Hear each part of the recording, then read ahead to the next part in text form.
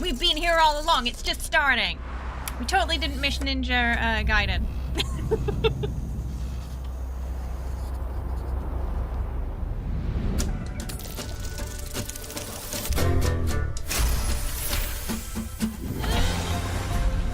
This game looks beautiful.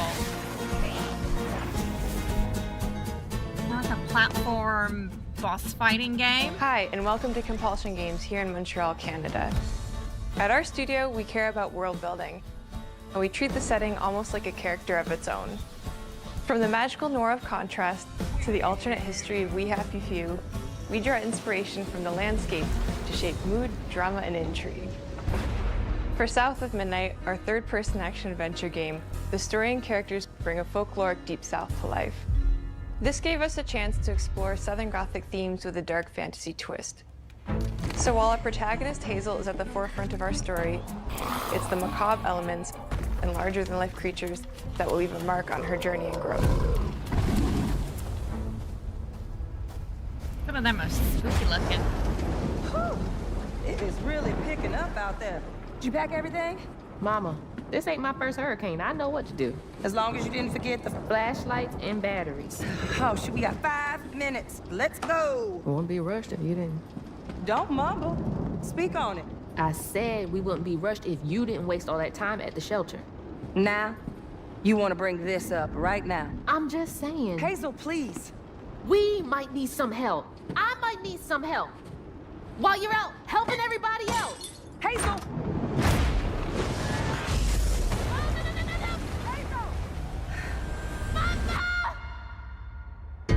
The entire house gone. Hazel may start her journey as a typical 19-year-old, but disastrous events will push her into a darkly magical world where she'll learn who she really is and how to tap into weaving, an ancient magical power that redefines her trajectory in life. The land itself chooses Hazel as a weaver. Someone who can see beyond the surface and tap into a deeper reality, the grand tapestry. Weavers can see the fabric binding our world, connecting people, nature, and echoes of the past. Keep those hands to yourself. Hazel can perceive both the mystical strands and stigmas in the world. Oh, we got a Through her blight problem newfound there power, too. she reweaves these stigmas and mends the afflicted creatures she encounters. As Hazel discovers her power, the world gradually shifts into the surreal, revealing that creatures from the old folktales actually exist. You up here, my salvation. Among them is good old Catfish, the storyteller who becomes both the guide and companion to Hazel across the game. It ain't every day I hear about a new weaver such as yourself. Would you kindly do your weaver thing and help me down?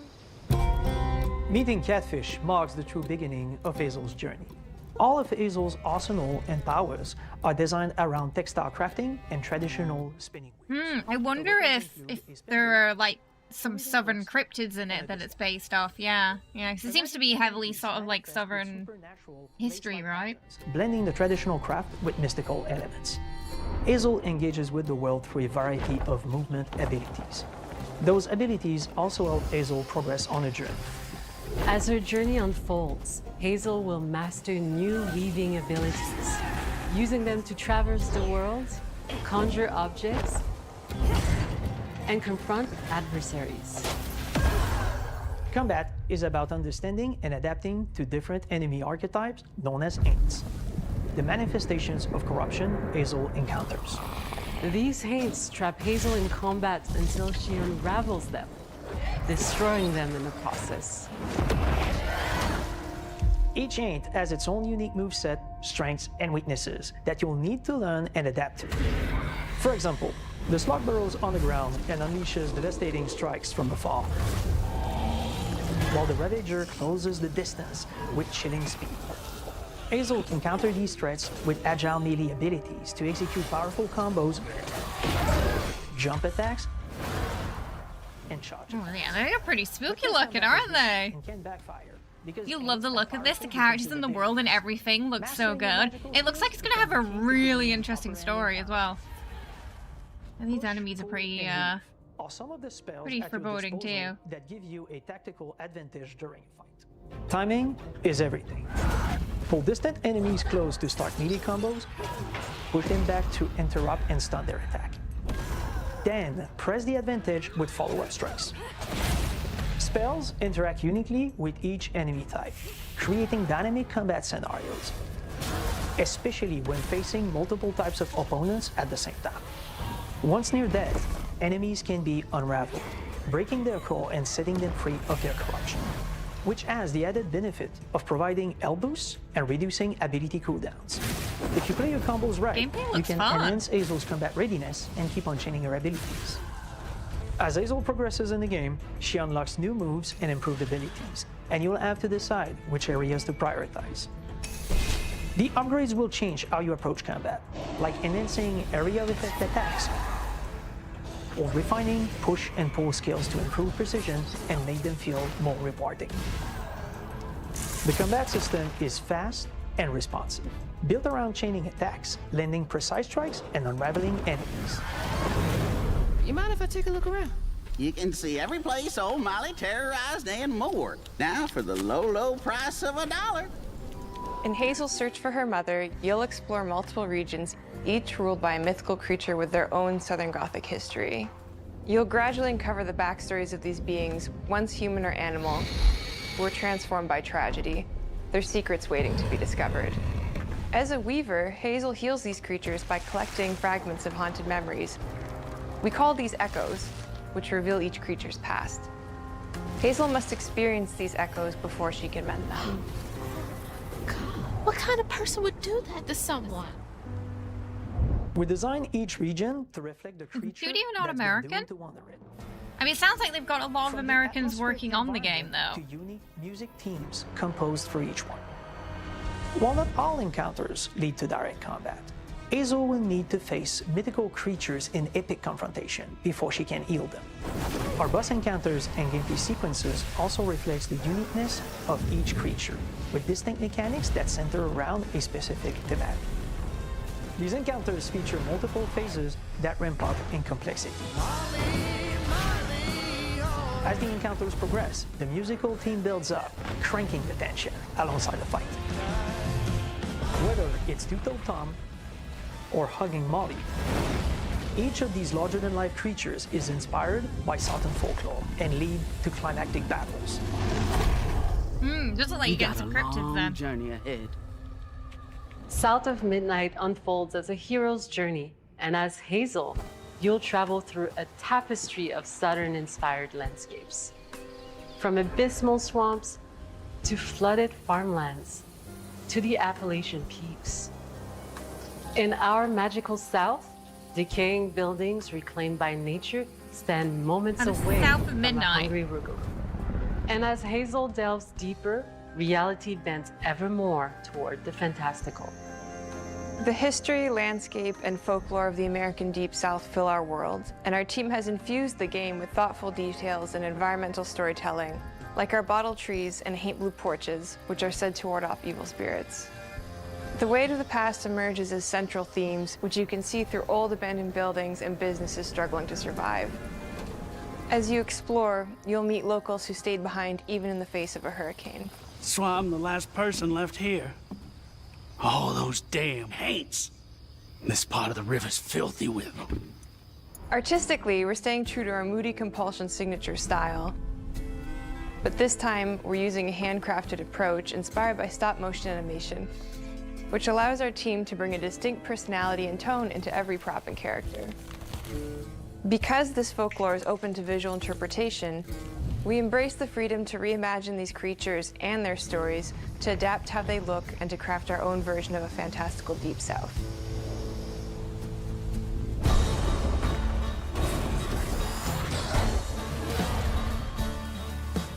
At Compulsion Games, we love to craft around central themes. We're lucky to have talent across all our disciplines that collaborate to give South of Midnight such a unique personality. We hope you enjoyed this deep dive into South of Midnight. We're thrilled to announce that the game will launch on April 8th, and pre-orders are now April. Well, that's a available on good- Xbox and Steam. That's a good month. We don't have much going on so far, so we should have time to cover it. The world and mood look really beautiful. Ah, you're just put off a little bit by the platformer side of it because you don't usually play them. It seems like kind of like platformer with a little bit of Dark Souls and like the boss mechanic side of things. But yeah, it looks great there.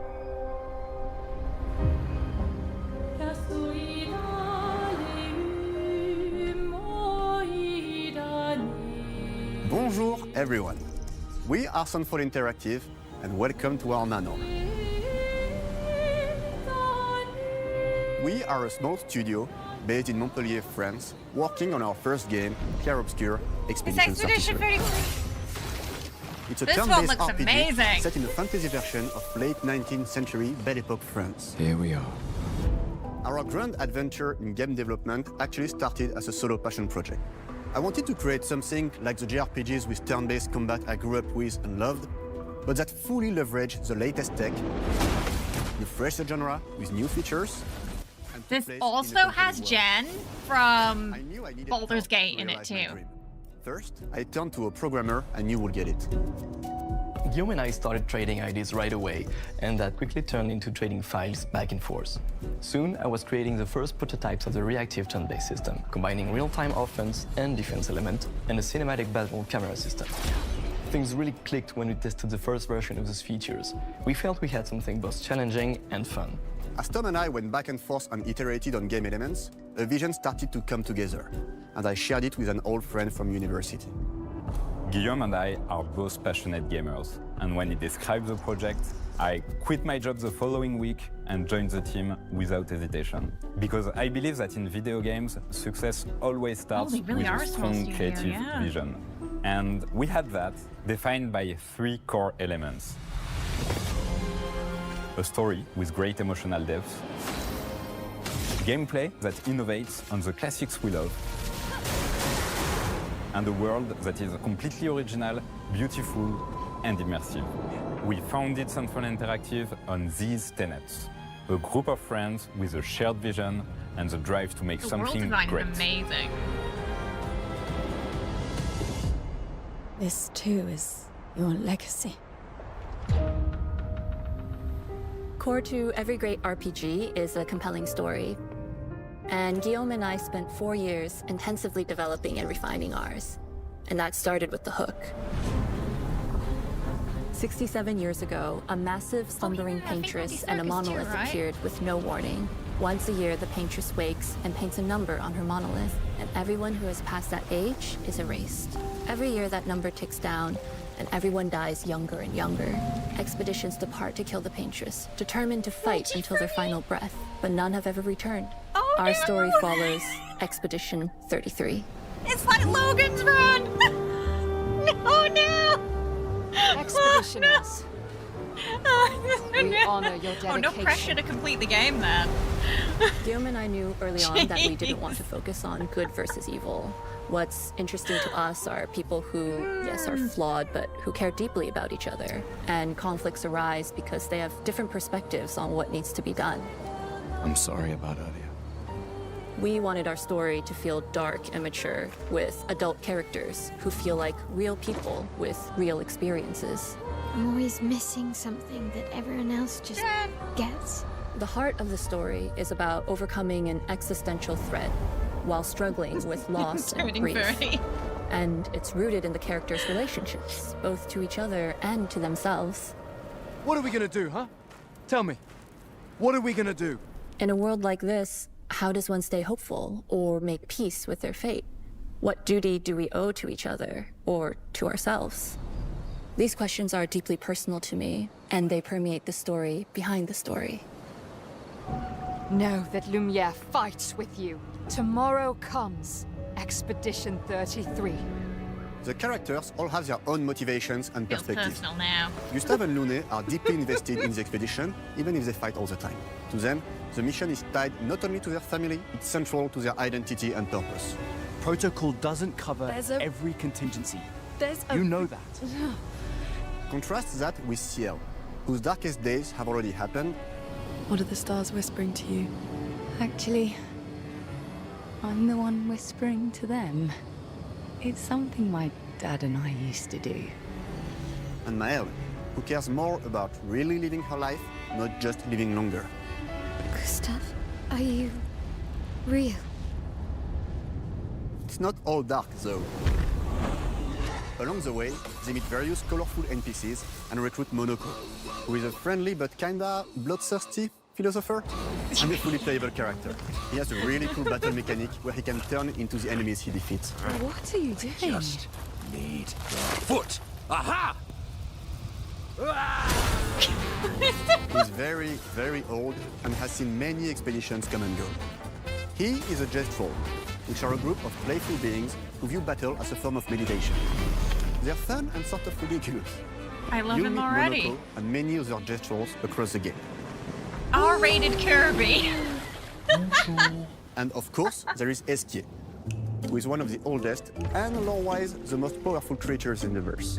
Esquier is that powerful? He will be your mount and help you travel to secret corners of the world. And if you bring him back his special stones, you can unlock abilities for him to access new areas of the world and find exciting secrets. I'm strong, but I'm not that strong. Everyone has their own reason for joining the expedition, and each of them I love has their it. I own want to story play it arc now. and I need it resolution now. that we think players will really connect with. In addition to a strong narrative, we had a clear vision for our own take on the genre's core gameplay. Our reactive turn-based system takes the traditional turn-based battle mechanic we love and adds real-time reaction, which gives combat greater intensity and dynamism.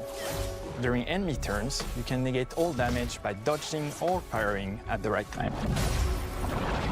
But balancing turn-based with real-time mechanics took a long time to get right. During initial playtests, turn-based players often found the real-time elements too hard. Some of us are still traumatized by enemies from back then. We've done a lot of rebalancing since, and with a lot of iteration, we ultimately came up with a formula that we're proud of. Players who are good at real-time can take more risks, and others can counterbalance with items and strategies. A big part of that formula lies in the many ways you can customize your character. We spend a lot of time designing each character's unique mechanics and their custom skill trees. Our philosophy is making every type of playstyle viable so that everyone can have fun with how they play the game. I love that. Each character has a unique mechanic. Maëlle switches between stances which can alternately boost defense or power. I personally like to make Maëlle the protector of the group, but I'm pretty much the only one at the studio who plays her that way. Most people play her as a glass cannon with Gustav's complementary skills. The characters can also equip hundreds of passive effects, which in our game I have called Lumina. Every character has more than 20 unique skills in their skill tree and hundreds of passive effects they can gain through Lumina and weapons. So there are a ton of builds and playstyle to explore. Needless to say, we can't wait to see how you choose to play and what kinds of build you'll design that we probably never even imagined. It does look a little bit like Robert Pattinson, but I don't think it is Robert Pattinson. Right? I was thinking it looks like him with a mustache. Our story is set in the French fantasy world, and I was is it? really excited to design something unique. Is it Robert Pattinson? Is it Robert Pattinson? Every level has its own color and texture identity. For example, the Gestrol Village is an early area in the game where players can enjoy a fun break. We wanted something that feels chaotic, grungy, and toy-like. It's basically a bazaar. Everything's disorganized, chaos everywhere, huts are unsafe, built without much thought. It's a place where anyone could fight you at any point, which is pretty much what the Gestrols are like. The Gestrol village is hidden inside the ancient sanctuary. The ideas here were forest, labyrinth, and sentinels. I designed it as a vibrant place, like an old graveyard of Gestrols, or forgotten wooden toys in a box, with two main colors, red and white. I wanted to make it feel cozy, hidden from danger, with traps and labyrinths in case enemies get in. Same process with the characters. Monoko came in a single concept. I thought of a monkey-like body, white fur with a black and red flat mask. Yeah, the artwork is... Good eye. direction is phenomenal. Definitely a Gestrol. For escape, we needed a cuddly companion to take us around the world. I thought instantly of a giant inflatable balloon and old Victorian pillows with many intricate motifs.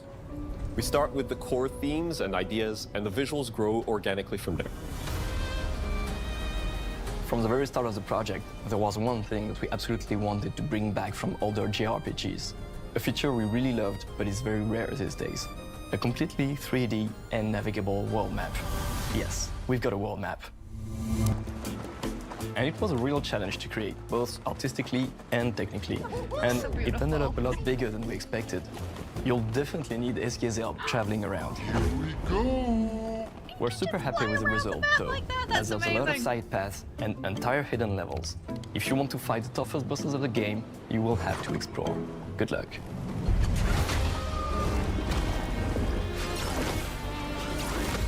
We've poured our hearts and souls into this game for the past 4 I years. feel like this might be my game of the year. That's why we're delighted to announce that Expedition 33 launches on April 24th Oh on no! Xbox Series We've X got and two S in April and is so available far. day one with Xbox Game Pass. You can Two in already April wish so the game far. and Okay, we follow can us do for more this. info. This is fine. We are super excited to invite you We'll into the world of just- Expedition 33. We are we'll a small, just passionate go team. back in It's time our debut and game, and we play can't wait for you to both. discover our story, our the same world, time. and our take on the turn-based genre. On behalf April of everyone did at fill up Sun4, real fast. Thank you for joining us. Tomorrow comes. Just Demain chef's kiss. viendra. Well done. comes. Demain viendra. Demain viendra. Tomorrow comes. I can't believe it's a story about all the characters are 33 and they've got to go on this adventure or they just get deleted from existence. It feels too real. But I love it. Doom! Just put fire, it's 3 AM.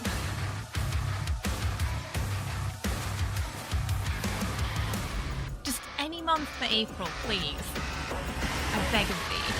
Hello, and welcome to Dallas, Texas, home of id Software, where more than 30 years ago, a small team of game developers helped define and set a course for first-person shooters.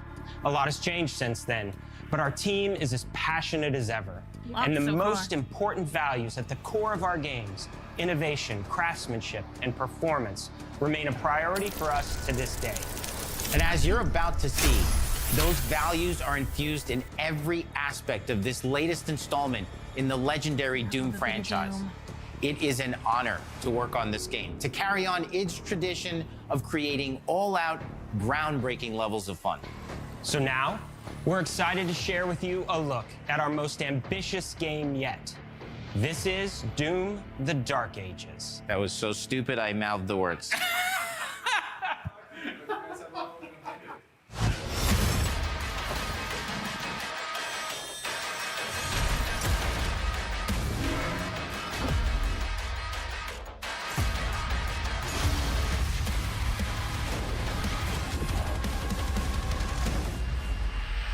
In Doom: The Dark Ages, you will feel like the superweapon in the center of a medieval war against hell. He's gonna be like feeling like Set in a Ash when he goes cinematic back in sci-fi time fantasy in Evil world Dead. full of locations to explore, powerful weapons to unlock, and enemies to conquer. This is a prequel to Doom 2016, and that's given us the opportunity to reimagine every aspect of this experience. So if you're new to the franchise, then Doom: The Dark Ages will be the perfect entry point into the series. And if you're a longtime fan, then you'll be proud to see, in a lot of ways, the feel of the game is really a return to form. So let's break it down, starting with the combat. In Doom Eternal, you felt like a fighter jet. In Doom: The Dark Ages, you'll be an iron tank.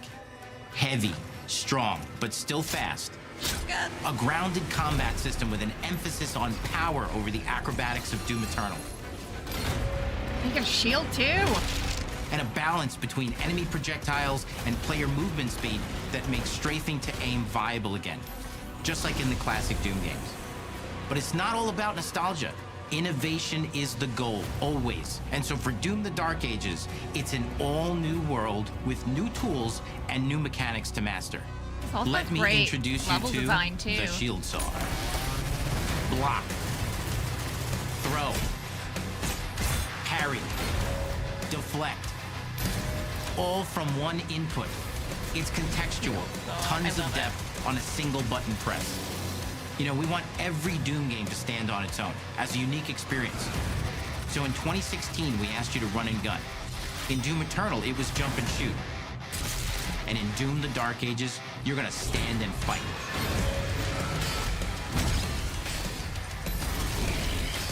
Do I want to play the new Doom? I do, of course I want to play the new Doom. I love And Doom. the Shield Saw will give you the strength to go head to head with some of the biggest, baddest demons we've ever created at id. But that's not all. Because if you're gonna stand and fight, then you gotta have something to follow up that opening parry with. How about an iron flail? Or maybe an electrified gauntlet? Or even a Doom spiked mace? That's right, we have 3 melee options that are part of a Medieval melee weaponry. system. All on one Weaponry. input, complete with combos and upgrades. And it's totally awesome. And you can finish off the demons now with an all-new, unsynced, completely in the player's control glory kill system. From any angle, in and out, as you see fit. And it feels amazing. You'll feel unstoppable smashing your way through the horde with total freedom. And that seems like a ton, but that's just 2 inputs. We got one more really important button that we haven't talked about yet. The trigger.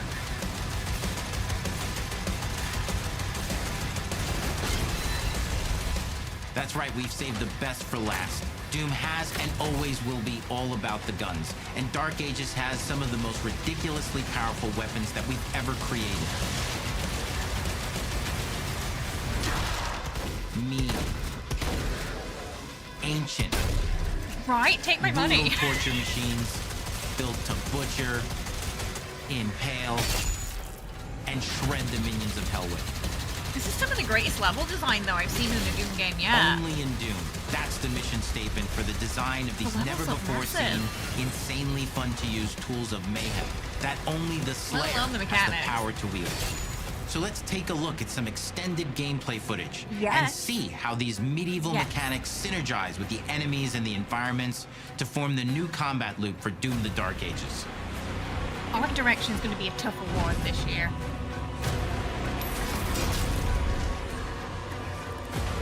So quiet.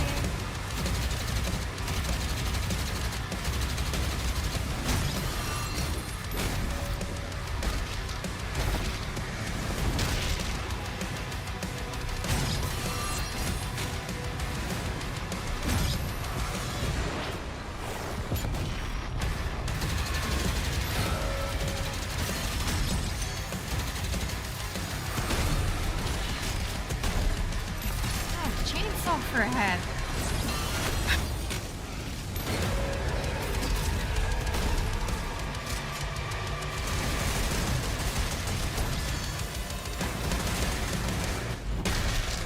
The soundtrack sounds like Under it's the gonna be hood, great for too. the first time in an id game, we've made our combat more approachable and flexible than ever before, with a new difficulty system and sliders Right, Helena? that will allow players Doom to is a tune great the stress speed relief. and challenge of the game to whatever fits them best.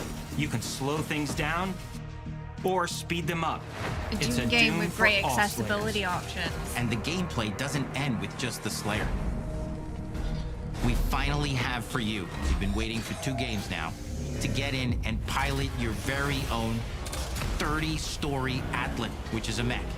It's the size of a building, it's powerful, and you can beat giant Titan-sized demons to death with your gauntleted fists.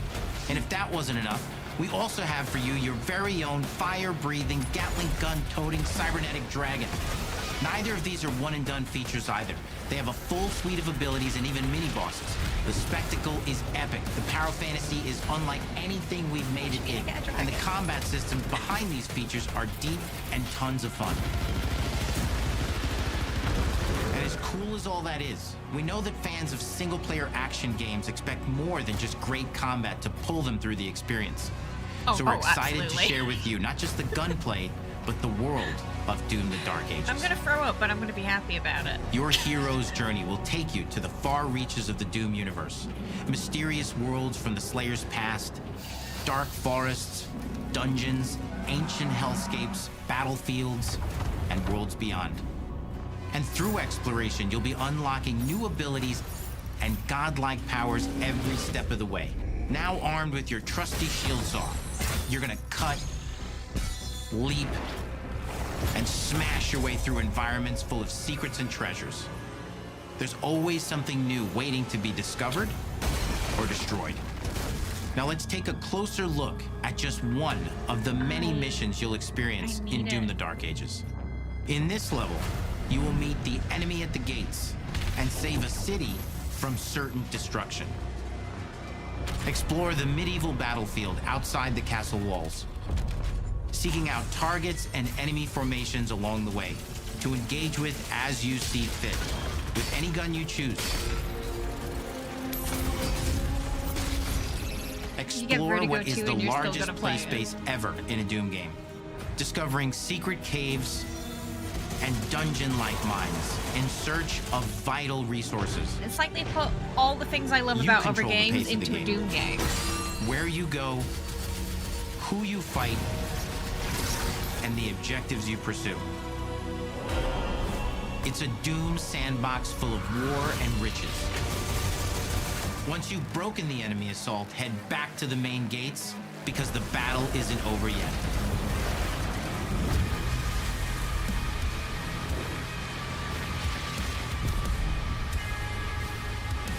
Ooh, that's a big one.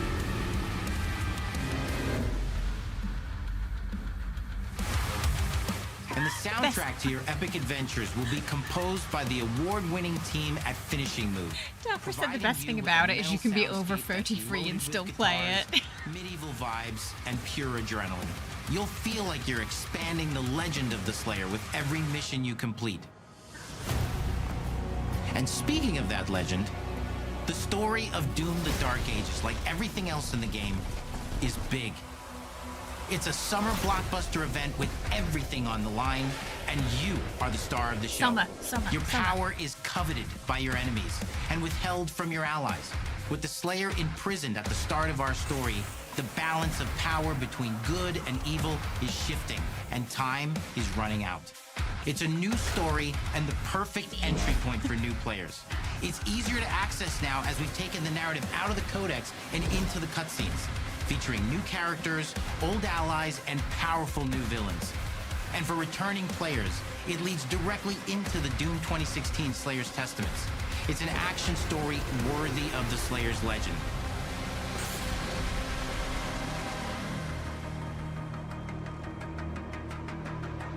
Doom's like, hold We've my got beer, we're 10 going for years Game of the of Year. making modern Doom games together, and we've done better with every game we've made. The hope with all this, the goal, is to give players an experience that's as fun to play as it was to make, and make something that's good enough to become the best game id has ever made. But that is for you to decide. When Doom: The Dark Ages releases... We've got a big team, too. Wait, did you say spring? May. Okay, we got April and May. We have to just finish everything before May. Thank you. Thank you, Bar, for the Kofi tip. I appreciate it. You're doing well. I cannot move. Pre-order when, right? You will feel like the super weapon in the center of a medieval war against hell. All of Hazel's powers are designed around textile crafting and spinning wheels.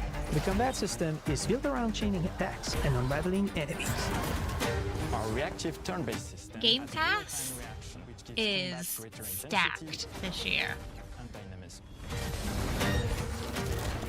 忍具やシリーズおなじみの体術など忍者アクションを駆使して乗り越えていくことになります。 Oh, it's not finished 皆様に yet. 進化した忍者ガイデンを触っていただける日を楽しみにしています。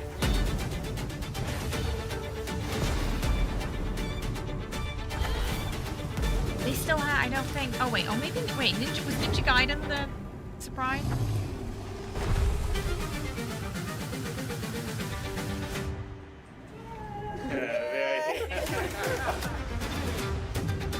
Oh, Ninja Gaiden was a surprise.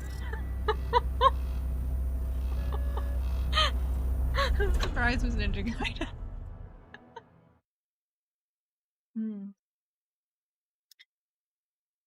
Oh, I was hoping we'd get a little bit about Avowed, but we didn't get anything about Avowed, sadly. Okay. Well, South of Midnight, Expedition 33, and Doom are it for me. I don't know about you guys, but those three, I think we have to put on the playlist. It might be that we stream Expedition, and I have to do a VOD playthrough of South of Midnight, maybe. It depends on... Oh wait, April 8th, April 24th. Might work out. It depends on how long South of Midnight is, I think. We'll see. We'll see. They did. They featured a lot of devs in it. Well, I think they'd already confirmed by that point, Ellie, though, that it wasn't going to be a Bethesda game that was the secret one. I'd be very surprised if that Oblivion remake happens.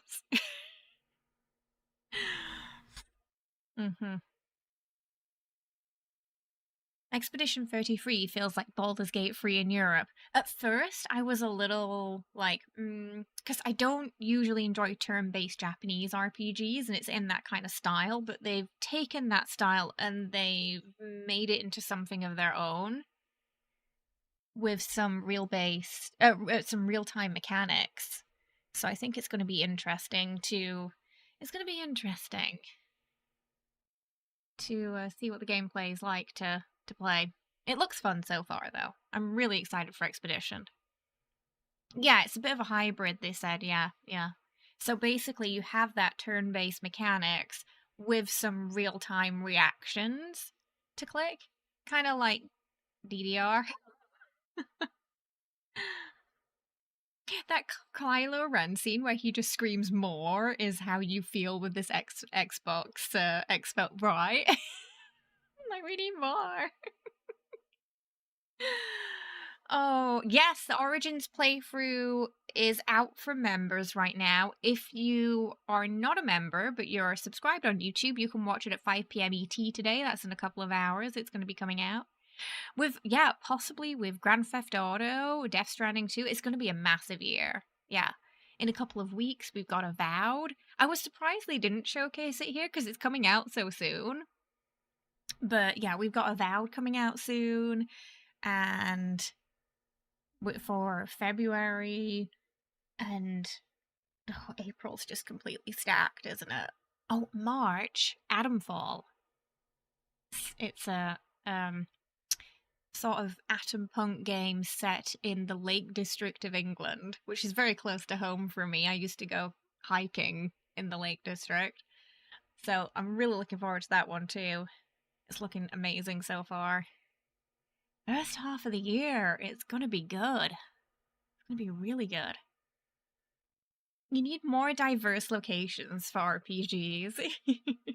What locations would you really like to see in upcoming RPGs? South of Midnight has slightly Lovecraft Country overtones. Yeah. And it had like its own kind of blight thing going on too, where there was like corruption of the fantastical creatures of the world, and also the people who lived there too that were affected by, I think it was like a hurricane or something, right? That sweeps your mother away and you're looking for her. Yeah, the level design in that was beautiful. I don't play many platform games, but I do want to give that one a try. Looks like an interesting mix of sort of platformers with sort of games like Dark Souls where you have those big epic boss fights. You'd like one in the Americas. You think it'd be a good place to start?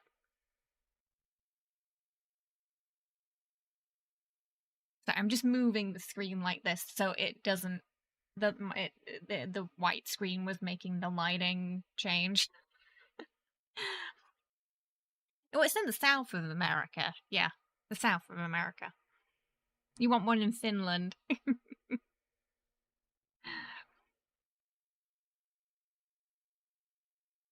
No, you'd like something Bioshock-like. You wonder if there's additional E3 Expedition 33 highlights from the devs. They've been doing streams. Let me find you their Twitter. Give me a sec. Yeah, they have been doing some streams. Oh, the pre-orders start today. Tomorrow? No, tomorrow. Tomorrow pre-orders start. We do have it up on the wish list. It just didn't have a release date until now. Yeah, so if you're wanting to, they're on Twitter. Expedition 33 there. They do some dev streams, I believe, and a lot of posts with sort of development updates for the game too that you can check out.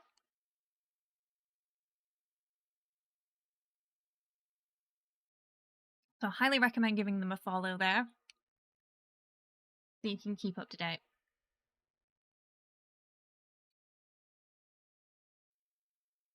Expedition 33 looks good, as long as it's not a Souls-like boss rush. That's the only thing, yeah, that I'm wondering about, yeah. It's going to be hard to get a feel for the combat until you actually give it a try, I think. Curious if it's going to feel better on PC or controller, too.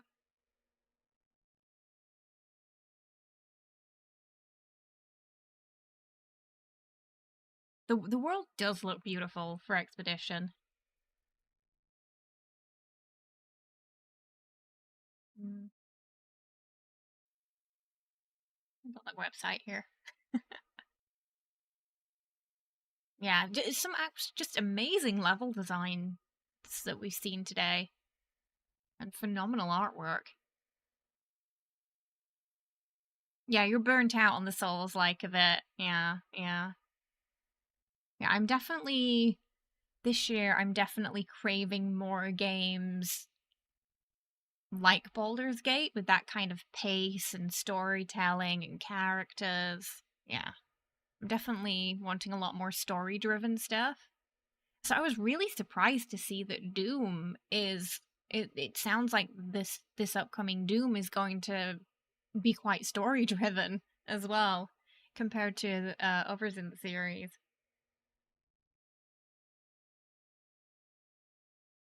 Yeah, Solstice 2. Really looking forward to that. 5e D&D game. It's got Amelia Tyler from Baldur's Gate, the narrator in it. She's playing one of the companions, I think. And they've really updated their character creator system and graphics since the last game. It's looking beautiful. They also, on their Twitter, post a lot of dev updates and they do a lot of streams. I think they're going to do early access for that game. So, like Greedfall, we'll probably start covering that once it begins. You're not a Doom fan, but you might give it a try anyway. I always recommend, giving Doom a try. It seems like that's going to be the most accessible Doom game that has been out yet. As they seem to have quite a lot of accessibility options that they were going through today. So it might be a good one to start with. They also mentioned it ties directly into Doom, was it Doom 2016, they said? So you can play that one, the new one first, and then dive into the 2016 Doom if you really enjoyed it. They're doing a Wallace and Gromit DLC for Power Wash. That's really cute. You're curious how many Baldur's Gate players trickled down into picking up Solstice? I imagine they swept a couple of us up with 5e D&D and Amelia, for sure. Because, they already had me at 5e D&D, but then Amelia said she was involved, and I was like, okay, you didn't have to convince me. You already had me. Yes, and Expedition 33 has Jen, who plays Shadowheart. Very distinct voice. Yeah, just beautiful voice. And playing what is looking to be another lovable character in Expedition 33. Potential glass cannon. ID was like our traditional player base is now in their 40s. Let's make it playable for. Hey, my dad is a Doom player, from Doom 1 and 2 days, and getting into his 70s. So, the Doom 1 and 2 player base, they're a little older than us millennials. Doom 2 was one of the first games I sort of remember playing with my dad. So it's got a special place in my heart, even though I haven't streamed much of it.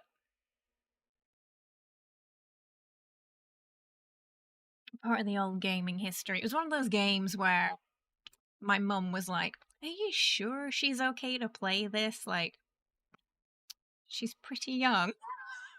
And it has demons. And it says 18. My dad was like, "It'll be fine." Solstice 1 was D&D based too, and it was a really good game. A little bit janky, short and story options. Solstice 2 seems much more polished. Yeah, even the devs have been saying that it's just so much more polished. They heard everyone on the character creator being a bit disappointing in the first. They're really wanting to work on that in the second game, and it's looking nice so far. You played it as a little kid too. I love that Doom was like the entry into video games for a lot of us. Back in the days when you'd hook the computers up and play on the LAN. I'm still I'm still trying to get over this story for Expedition 33. I was wondering where the 33 was coming from. And its age. Reminds you of Grand Theft Auto when it came out, honey. The kid is running over pedestrians again. I did get Grand Theft Auto free pretty young too, because my dad knew I liked just like toy cars, so he got me Grand Theft Auto. And again, my mom was like, "Are you sure she's gonna be okay? Isn't it kind of violent?" He's like, "She's just gonna drive around in the car. Just watch." And I did. That's all I did. I just drove around.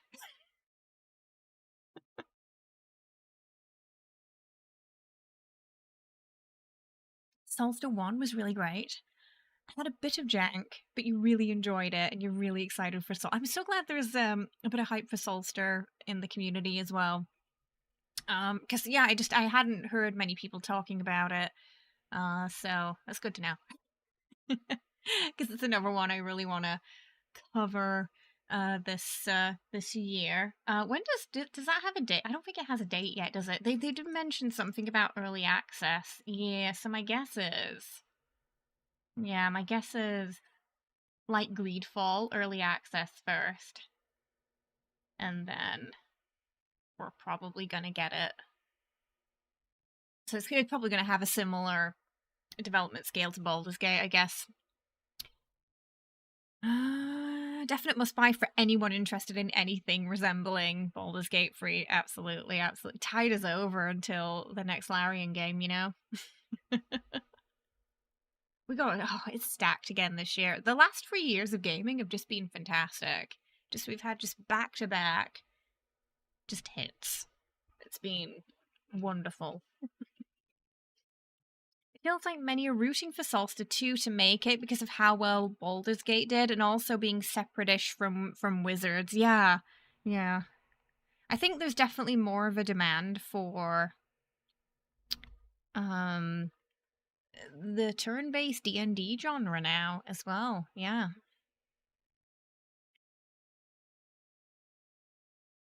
Oh no, so after Expedition 33, we had Doom, which looks also really fun. And so Expedition 33 South of Midnight coming out April. Doom coming out May. You don't like the claymate? Oh, you don't like post-op animation? That's only for the cutscenes. It seemed. Gameplay didn't really have the same FPS as the stop-motion cutscenes.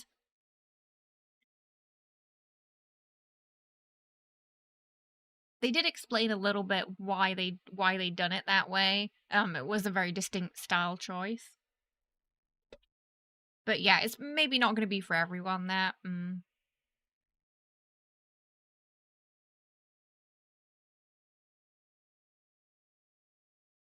But it's something new. I haven't seen much of that in games, so they're trying something new, and I appreciate that.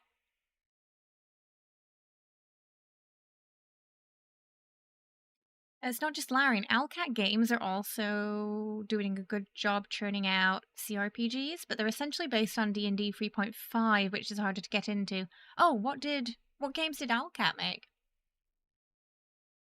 You're a Sony guy. Oh, sorry, I don't have a PlayStation, so we don't usually watch the PlayStation showcase. It's just the Xbox one, because it covers PC too. You're the opposite. You like the distinct style, and it looks different from most current offerings. It's going to give it an edge in those art direction awards for sure. Ah, Pathfinder. Okay, I've heard of Pathfinder. Also, Wrath of the Righteous. Oh, Rogue. I recently got gifted that by Agrippa, Rogue Trader. So we'll probably cover it at some point. Oh, Kingmaker 2. Okay, so they got quite a lot under their belt.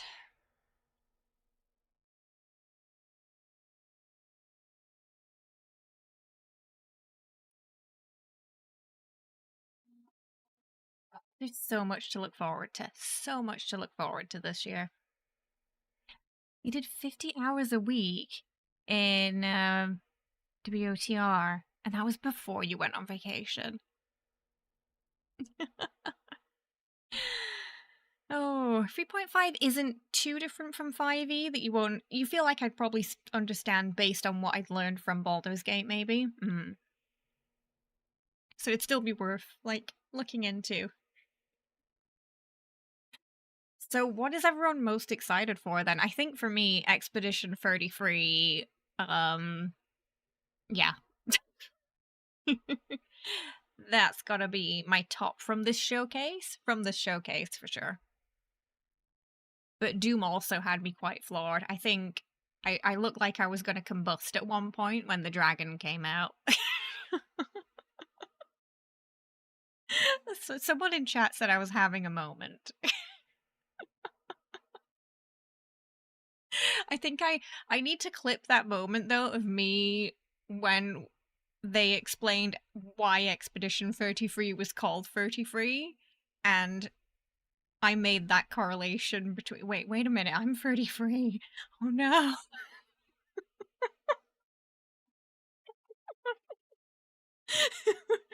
Time stopped for a second and I left my body as I realized, oh, I'm that age they get rid of you in Logan's Run. Which probably also ages me too, to be fair. I don't think kids these days know what Logan's Run is, do they? Rogue Trader's the most accessible of the bunch. Oh, really? Okay, so it's a good one for me to start with then. No worries, Rit. Enjoy your brunch.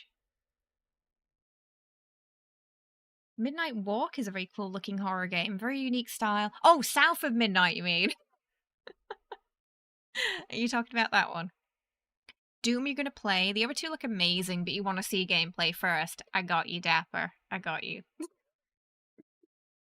How quickly you went from excitement to, oh my god, I'm going to be next. Like, I'm literally part of the team.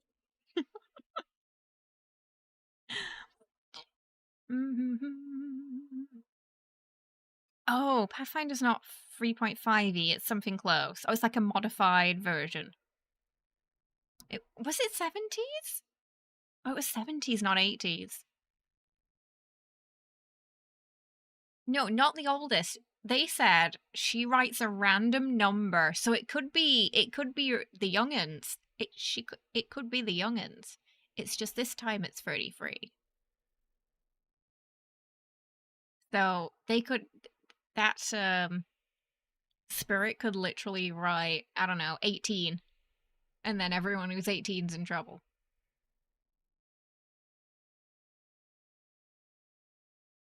It's possible, Roxy. A lost reference in time.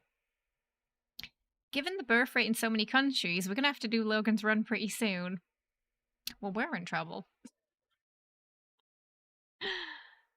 Any advice for trying Monk? Tavern Brawler. Really strong.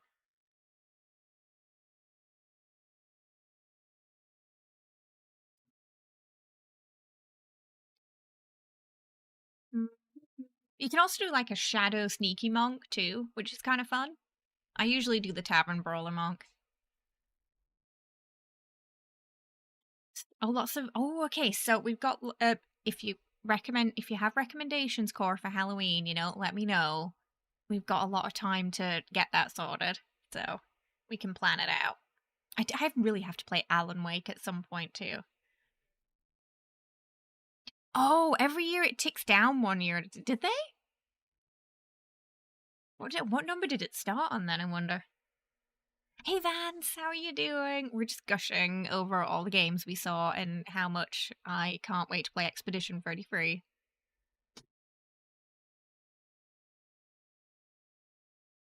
It's 34 then 33. How long has it been? Oh, I guess we'll find out in the game, like, how long it's been happening for. Oh, so it's gonna get the 18-year-olds eventually then. It's gonna get them. Unless we could stop it. We're brave enough to... I play... Every stream is in the dark for me. Oh, it started at 65. Oh, okay, so 66 and above were like...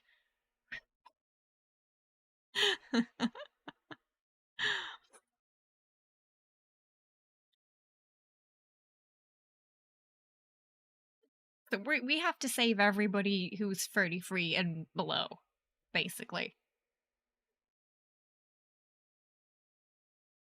I wonder who yucked on the paintress yum to cause that to happen.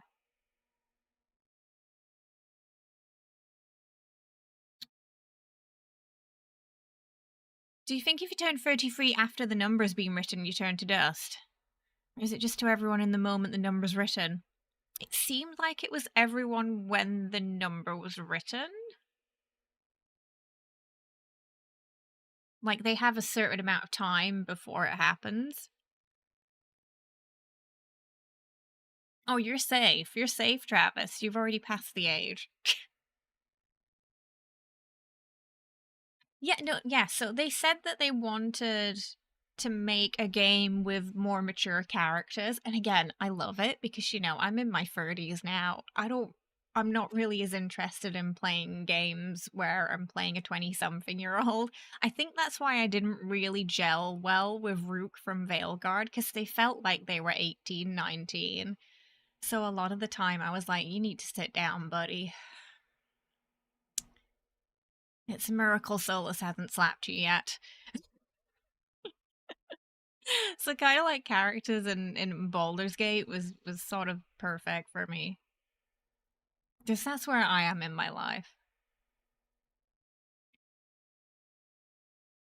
You really need this next recession to hit so you can get your unemployment and get through your game backlog.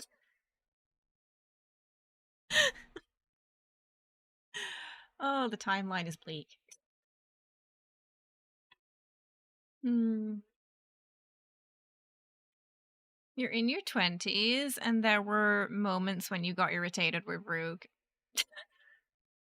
They were probably my least favorite thing about that game. But yeah, everything with Solus was amazing.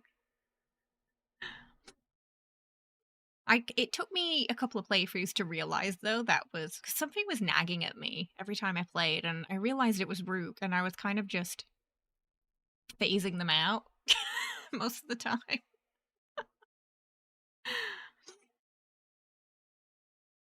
You had the same realization around your mid-late 20s in D&D games. You started to play being more grumpy, retiree type PCs. Everyone over 30 has been taken to the pasture in the horror genre. Oh. Oh dear. Oh. That is going to be another really tough competition for Game of the Year this year. God help any game coming out. Because, we started off strong with Avowed. Going into games like Expedition 2, potentially Grand Theft Auto coming out. Which every studio is afraid of. Where we can finally, after I don't know how many years it's been since Grand Theft Auto first came out, play a female character without mods. It's a dream come true for me, that. I've been waiting so long. You have no idea, since Grand Theft Auto 3. Oh yeah, I don't think that's coming out this year though, Blood of the Dawnwalker, is it? I think it's a bit further out, no?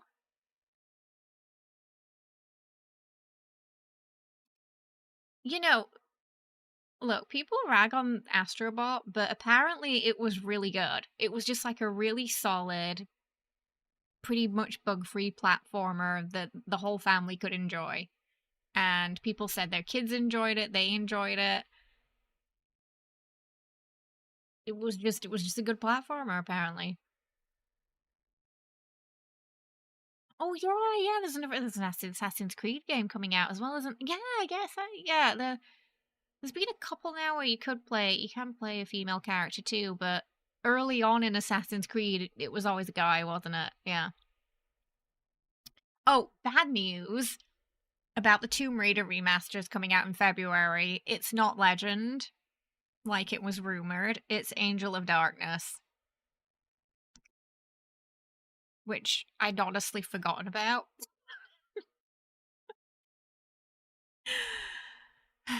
But it does include Tomb Raider 4 and 5, so they're alright. We gotta wait a bit longer for Legends.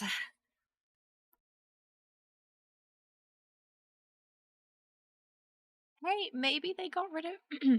maybe they fixed the bugs.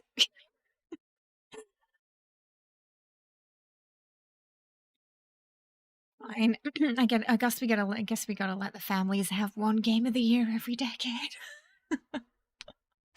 I mean, usually RPGs steal it, don't they?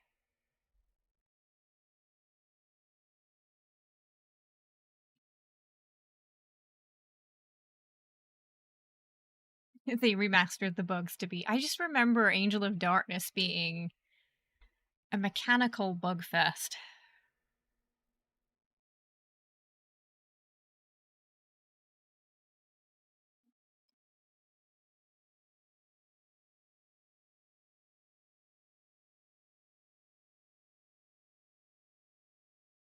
Well, I think the plot in Grand Theft Auto, the next Grand Theft Auto, they're doing like a Bonnie and Clyde thing, where they're sort of like a couple that I guess get caught stealing for some reason.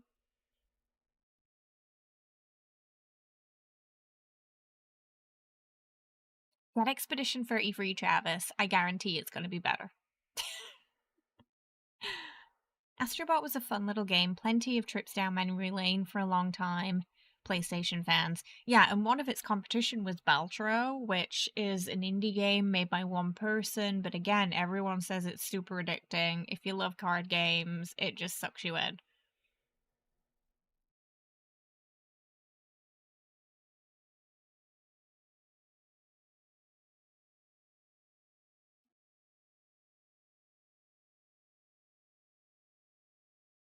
I feel like it's not that simple though, Travis. A lot of the time, the story is how they ended up in that criminal life to begin with, you know?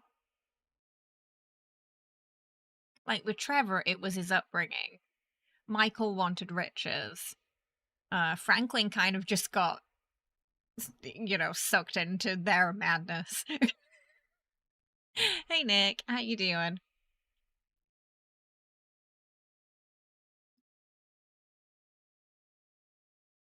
Oh, I know. It was disappointing because Grand Theft Auto 5 had great characters and a great story, and it's a shame they never did DLC for it. Like, I don't know what they... I know they wanted to focus on online, but missed opportunity.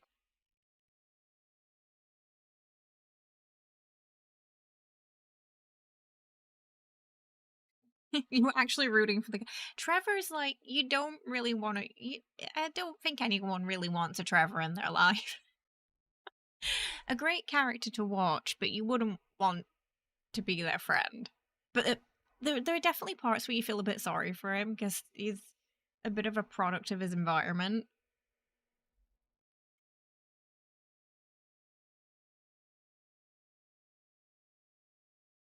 They printed too much money for DLC. You'd think they'd be able to make some DLC with that money.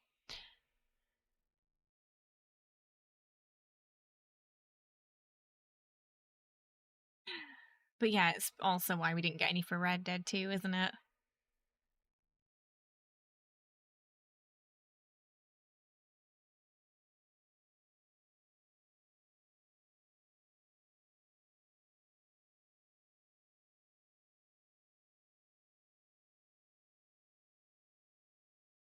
Mhm.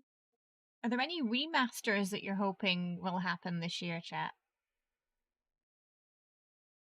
Or if you could romance any, if you could remaster any game, what would it be? For me right now, it's Dragon Age Origins 2 and maybe a graphical update for Inquisition.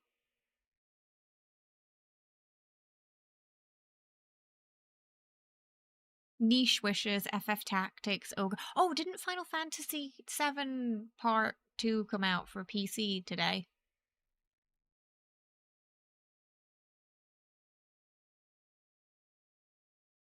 Xenosaga Remake. Yeah, isn't it? I heard it's split up into 2 or 3 parts, right? Oh, Oblivion 2, obviously, yeah. Yeah. I have a feeling we'll just be playing Sky Oblivion this year. I'd be very surprised if that remake ends up being true.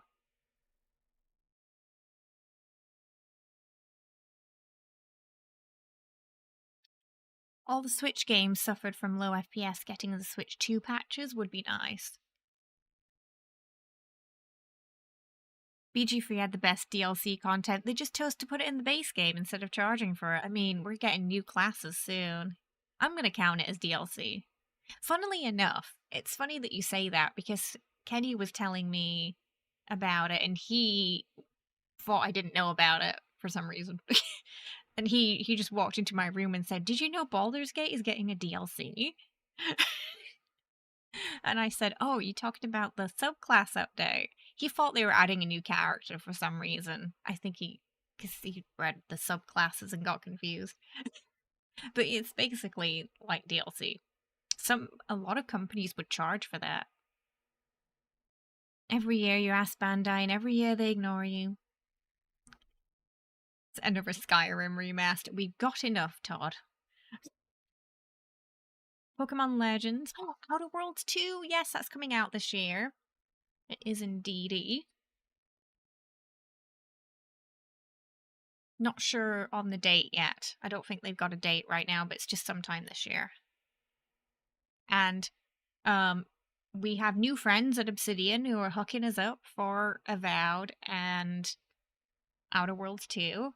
So thank you, Obsidian. I also got a copy of what's it? What's that? I've forgotten the name of it. Give me a second. That other game they did, where you're like, it's like Bug's Life. It's just escaped me right now. Grounded. Yeah, they also gave me a copy of Grounded to check out at some point too. So probably be covering that in a VOD episode. You want Artificer? Expedition 33 does look amazing. We've been gushing about it all night. Yeah, photo mode too. Photo mode with photo mode poses. Crossplay. Modded crossplay. Oh.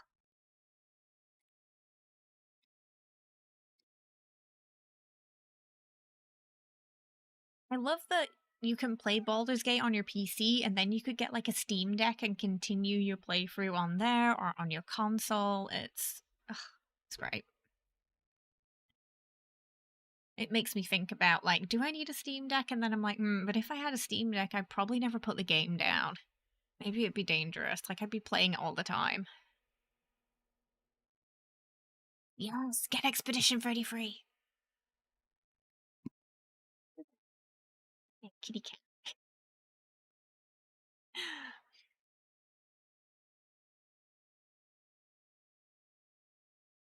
Oh, there's ranks in Grounded. Ah, I really don't know much about it other than it has a setting where you can turn the spiders into something else. I thought we'd get something from, yeah, I thought we'd get something from Bethesda too, even if it was just like covering the ghoul stuff again in 76. Yeah, so the thing about that rumor that made me think, hang on a minute, it's probably bull, was the Unreal Engine 5 thing, because I was like, would they really put money into completely remaking the game when Todd doesn't like remakes? And then doing it in a completely different, it means I really have to work it from the ground up. It just, yeah, it doesn't seem likely, but we'll see.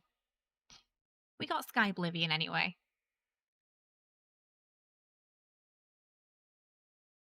It sounds like you should get a Steam Deck.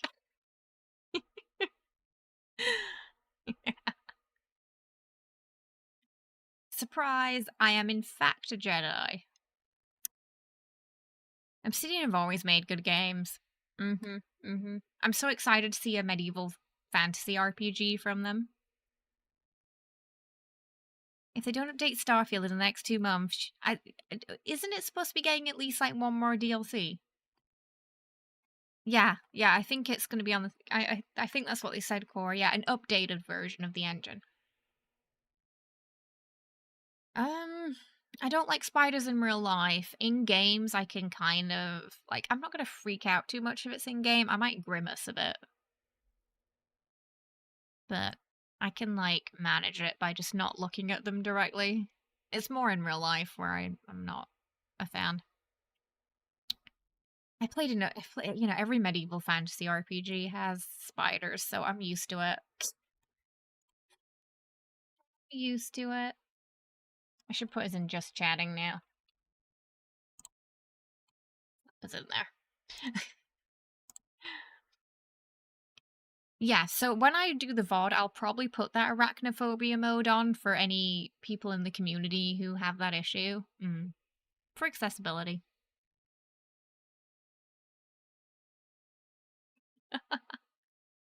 I will be pimping out Expedition 33 this year.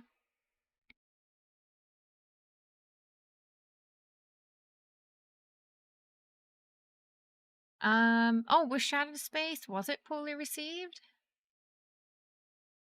I know my stream, my playthrough of it was, you could see I was quite uncomfortable.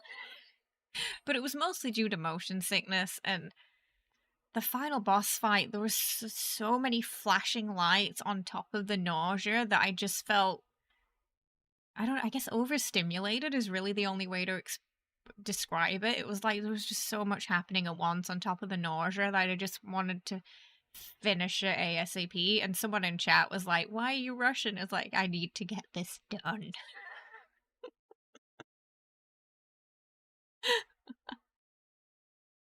And then we got banned. I think they banned us, didn't they, from the island, from the planet. Like, they got mad at us. The people of Veyron, and I think I just finished the stream calling them all bastards. Saying, none of y'all are fit to rule. You all suck. I spent hours helping you, you ungrateful little shits. Peace out. Never coming back. Oh, by the way, I killed your ambassador. It was an accident. But there was no repercussion for that. Nobody talked about, no one even, I don't think people even knew he'd gone.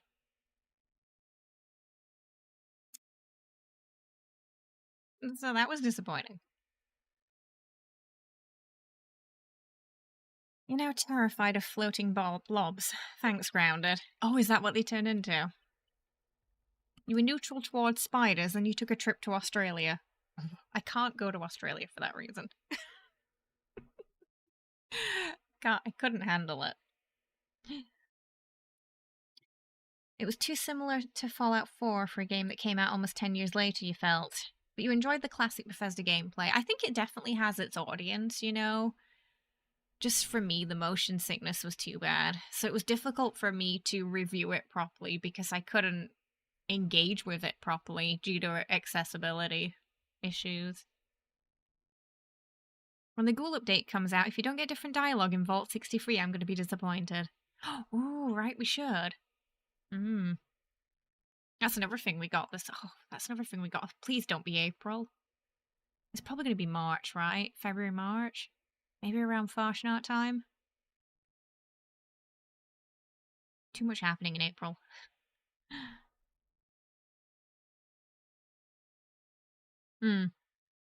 Okay, early March is fine, because we've really only got Atomfall in March. I don't know how long it is.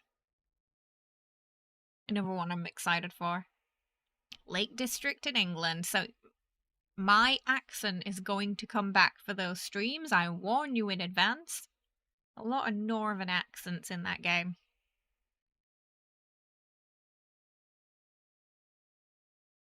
It's set in the Lake District, which is like just a little bit above Yorkshire.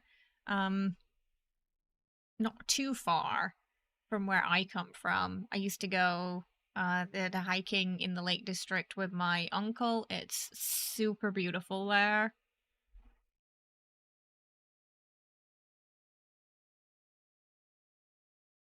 Hey Max, how you doing? February games are going to keep me busy until the first half of the year is completely stacked. Yeah, yeah. It's like you're investigating. But it is Atom Punk. And I love a bit of Atom Punk. You know, I might skip Farshnart, I don't know. It's been 6 years, I'm Farshnarted out. That drop rate for the masks, it's too much. I'll probably do one a week and call it a day. I'm gonna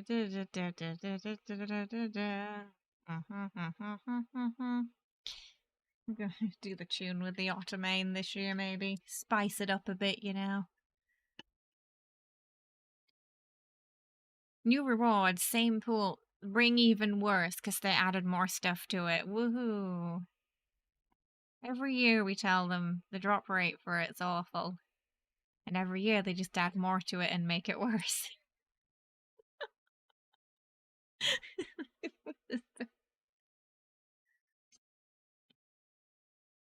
You feel like Doom Dark Ages should be an exclusive for Xbox. I think they see the value in multi-platform. Theoretically, they make more money from multi-platform. Because a lot of people want games they can do crossplay on these days. You got a new plan from Daily Ops. The hot rod skin for the handmade. Oh, nice.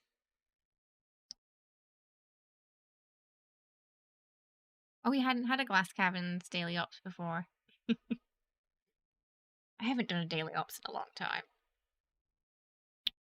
It's been a while.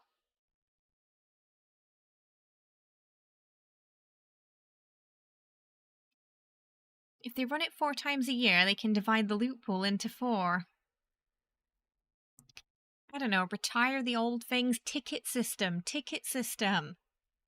Give us a ticket system.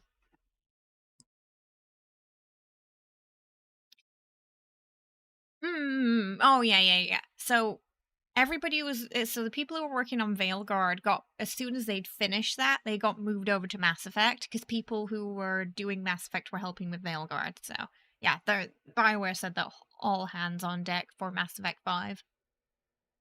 So likely N7 Day this year, we'll hear something about the next Mass Effect.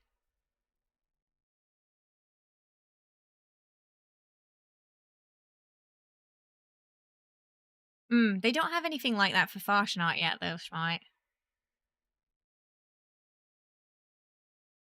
For the masks. Yeah, just increase. I mean, that's the bare minimum, I think, Core, right? That could be done. Just increasing that drop rate.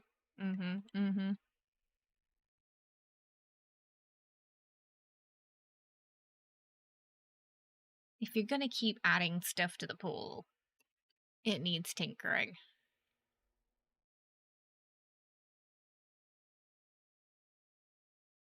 You have an alt you're planning to ghoulify? I might ghoulify my raider.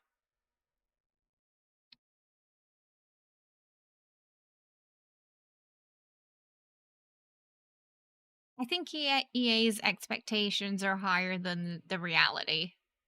Usually, yeah. Because Dragon Age has never been their golden goose, you know?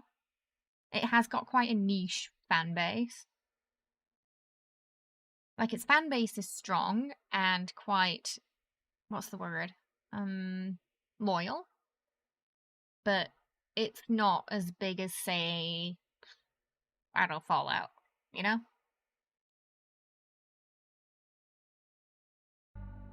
I think Mass Effect is their golden goose. Hello!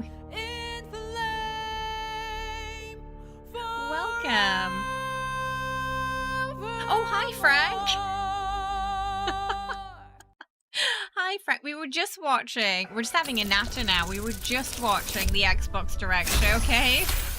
And now we're having a good old natter about the games we saw and how excited we are for Expedition 33, Doom, and South of Midnight.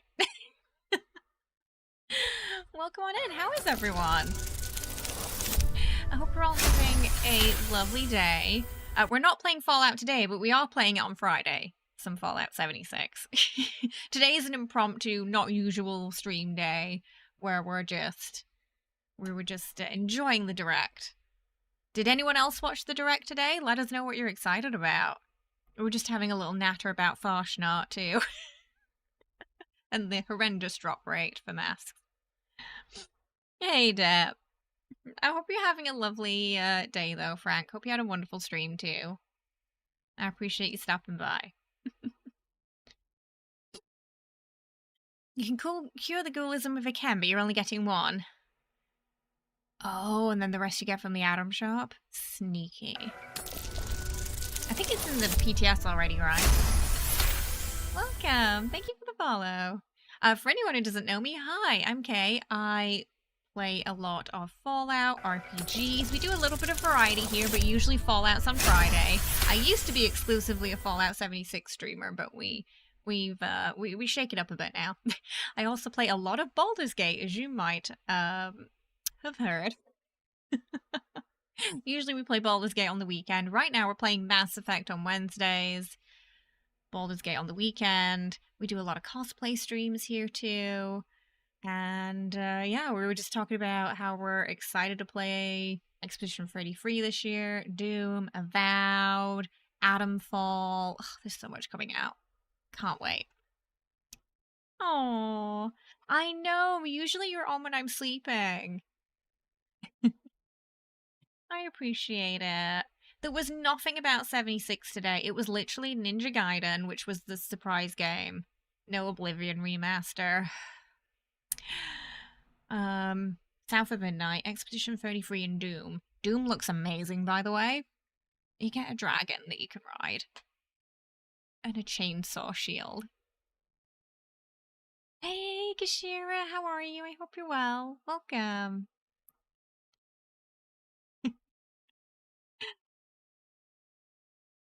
Okay, yeah. I've got to check out the PTS at some point for the ghoulie stuff.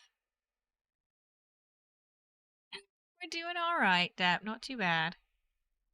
What do you mean you play Baldur's Gate?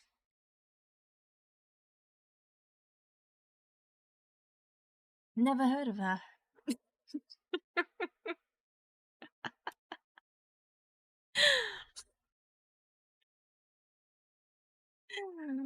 Astarian cosplay?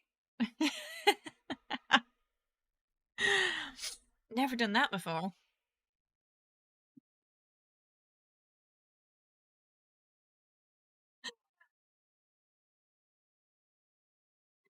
Oh dear. Speaking of Baldur's Gate, my Shadowheart and Starion Funkos came yesterday. We that might have happened. We might have gotten raided by Neil 5 times. Still floors me that. I don't know how it happened. We met so many lovely people. Whisper, one of our mods, also came over from those raids. We also got a raid from Jen, who plays Shadowheart.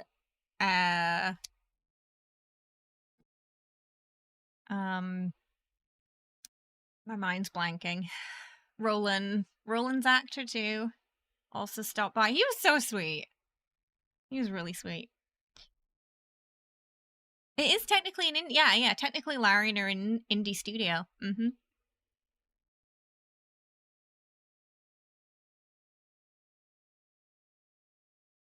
Oh yeah, the birthday raid was my favorite because it was my birthday. That was a good birthday. It was nice because that happened. I think it was like a couple of days after we got the Twitch career news as well, so it was such a nice pick me up.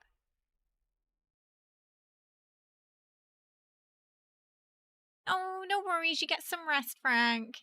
Thank you so much. It was lovely seeing you again. You take care now.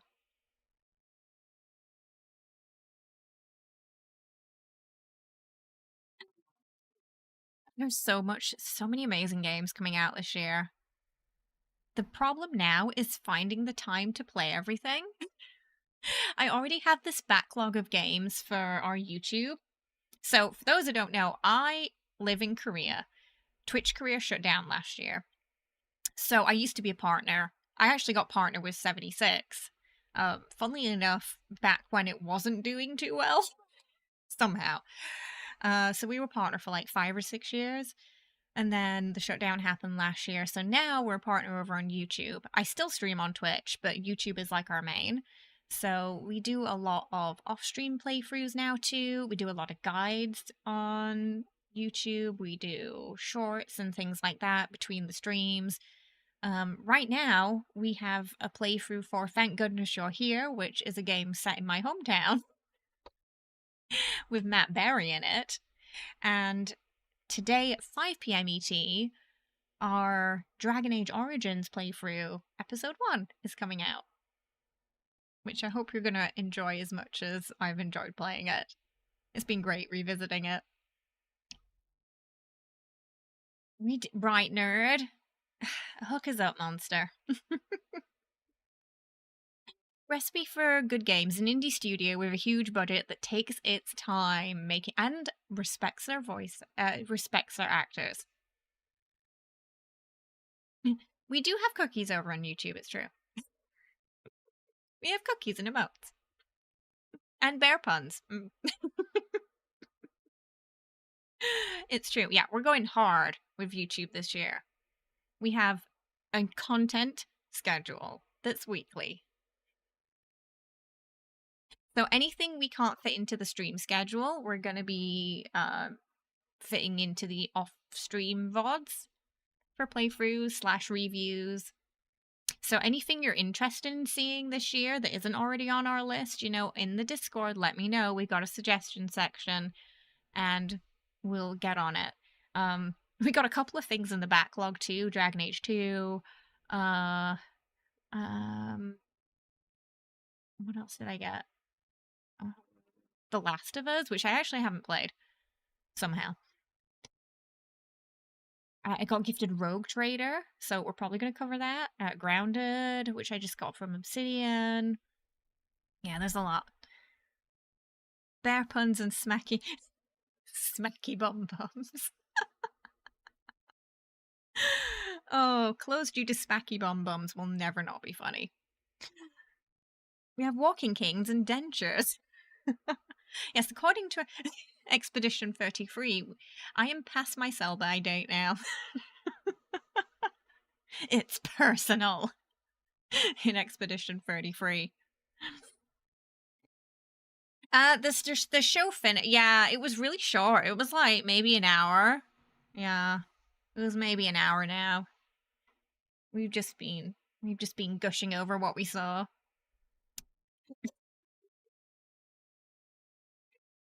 Rogue Trader's not fully voice. You'll get so I'll have to fill in a little bit. That's fine. I'm used to playing RPGs where I have to voice the protagonist because it's not voiced itself. Yeah. So I'm fine with that.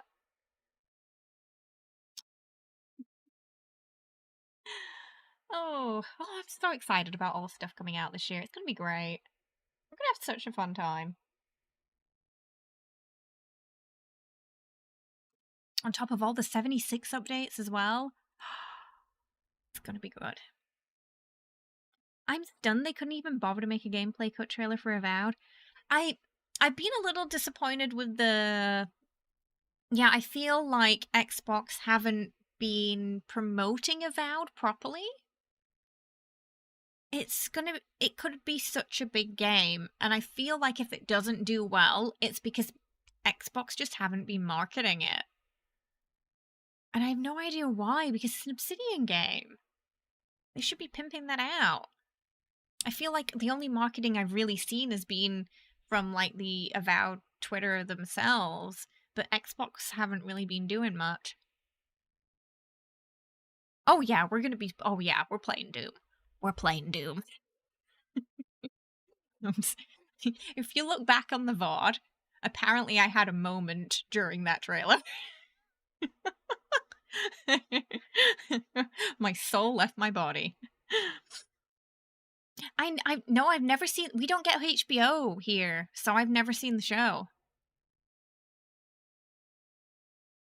It seems like it, doesn't it, Nerd? Yeah, it's disappointing, because Avowed deserves so much better. I feel like Outer Worlds 1, though, had decent promos, or at least people were talking about it more, you know? But with Avowed, I'm not seeing that as much, so I'm a little bit worried about it. I know I'm gonna have a good time with it, but is it gonna meet its expectations from the higher-ups, you know? Because it has so much potential. It's like gonna be Obsidian's Skyrim. You know, their medieval fantasy baby. I feel like that's a big deal. Especially with Outer Worlds 2 coming out this year as well. I remember seeing Xbox's expectations for Fallout 76 and laughing when I saw them because it was unobtainable. And that comes from someone who loves 76 and has played it for many years since it came out. But the expectations were unrealistic. By a lot.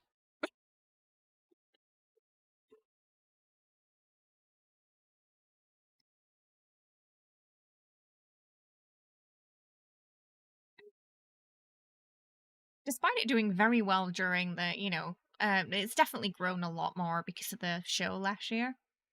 By the way, I do a Lucy cosplay as well, a Lucy Goosey. You might see her sometime during our Fallout playthroughs. I also sometimes bring other characters from other games into the Fallout universe too. So like we might do like a Shadowheart or an Astarion in the Wasteland. We actually played Fallout New Vegas as Astarion, and it went about as well as you can expect.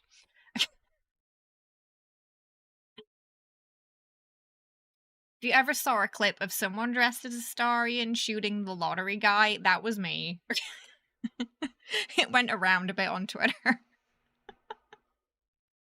Apparently it's a meme, shooting him. I didn't know at the time because I accidentally booped him. Pillars of Eternity 2 is also really awesome but underperformed. It's a shame when a really good game just doesn't do well. Someone has their own version of Night Shin as their main character. You gotta love Night Shin.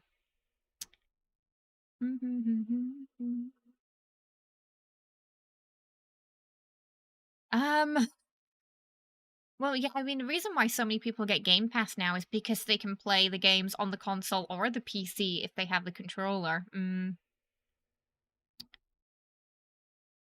Barbecue sauce. Oh, yeah, Lena might have eaten paladin shit. Personally, I like flirting with him because it makes him uncomfortable, and it's the only time you really see his expression change. Otherwise, he's really stoic all the time.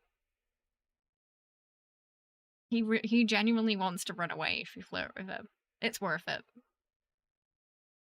We had an hour-long discussion in chat last night about whether Shin could be a Sith. I don't know. Are they that? I don't know if they're that advanced by that point in the timeline. I'm not sure if they've. They might be really early synth models by that, because it's only like 20 years since the war, right?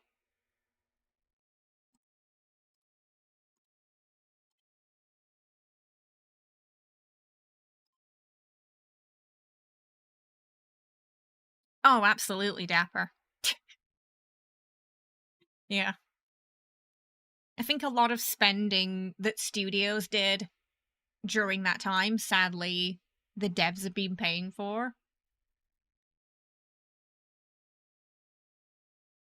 I have heard that, yeah, that Game Pass is a bit more value for money than PlayStation Plus, just because of the amount of games you get. It's great for games that you'll only play once as well. Like for me, that Indiana Jones game, I'd probably play it once and then that's it. But it was an amazing game, and you really don't want to miss it. Troy recently got an award. I forget which Game Awards it was, but yeah, he recently got an award for best voice acting, which is so well deserved because you really can't tell it's not Harrison Ford. So we're super happy for Troy. We had so much fun playing the Indiana Jones game. We actually have a playthrough on the YouTube. It's got its own playlist. If you want to check it out, if you're being curious about maybe thinking about playing it yourself.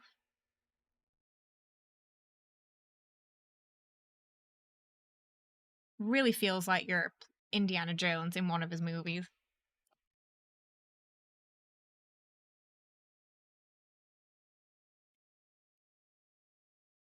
I have a thing for Shin and Modus.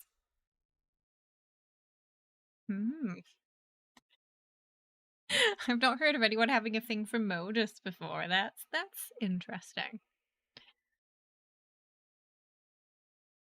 Then I could see.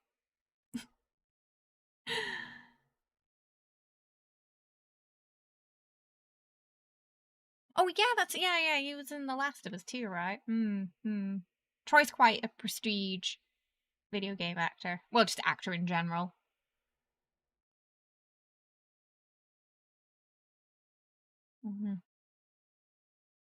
Funnily enough, he was on the BBC a lot over here, the international channel. I'm talking about Indiana. There was a segment where they were kind of talking about AI and the effect it was having on the voice acting industry, and they had a segment with him and talking about how important real actors are to games like that. Because, they do the full mocap. It's not just the voice. Oh, really? I mean, Critical Role are great in pretty much everything they're in, yeah. I really enjoyed Vox Machina. We have BBC, but not we have one BBC channel, but not HBO. Yeah. Apparently, HBO Max wanted to release their service here. They decided not to. Funnily enough, we were talking about this yesterday, and Kenny looked it up because of the fees. So they decided not to. So I don't think we're getting it. Oh, he was in the TV show as well, but playing a different character. Oh, I'm glad they gave him a cameo. That's great. We got Matt Mercer in Baldur's Gate. Dragon Age 2 as well. Matt Mercer's in most things, I find. But great as Minsk. Ugh. Well, the fees are pretty it's, you know, it's a lot of money they have to pay just to function here, so, yeah. That they don't have to pay in other countries, so it's like, I kinda get it.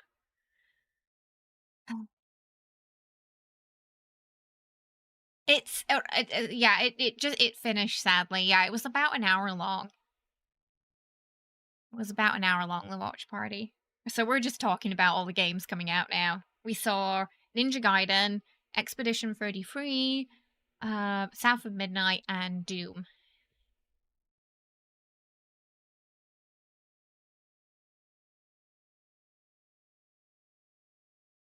Matt Mercer is such a fan, he would do these for free.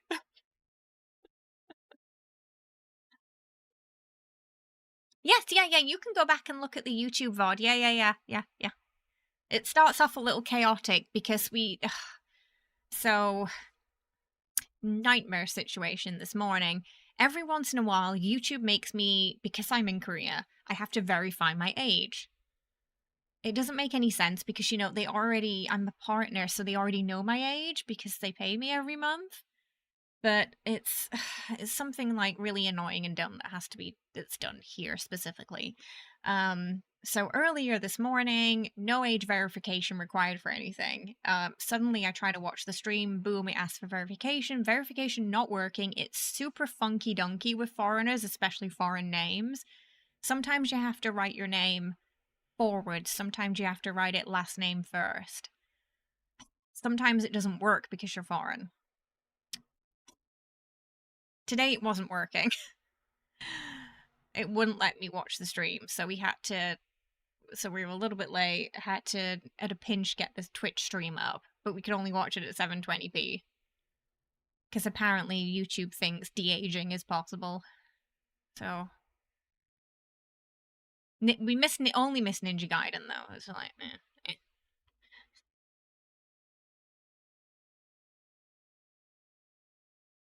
Well, even, you know, not when they think I'm under 18. Oh, it was really frustrating because at one point it said my info was wrong, and then it said no, the info is right, but we can't process it right now, and I was like, why? Because it's early morning, like it's so they're so frustrating, those systems, when you're foreign here. I can't explain to you how frustrating they are. Disney, Netflix, they make me do it too, every once in a while. And every time I had the same headache trying to process, because you have to process it through your phone. You, like, have your alien ID, your phone, it goes through the phone, but it can be really funky with foreign names. Especially long names. Because most names here, if you're Korean, are like 3 syllables, but foreign names are, you know, so much longer in comparison. Can never fit my name in the tiny boxes here.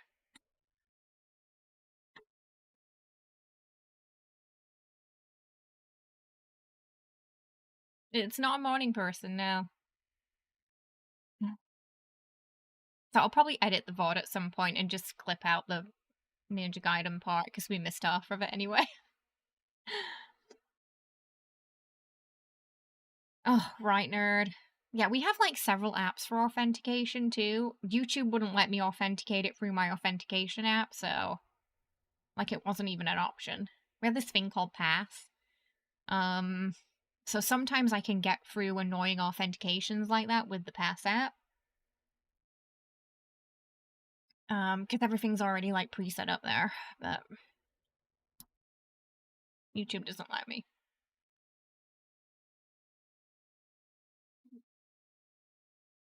Yeah, I usually get hit by one of 3 circumstances. Either they wanted your name from front to back, or back to front, or they wanted your name without spaces. Because Korean names don't have a space in them.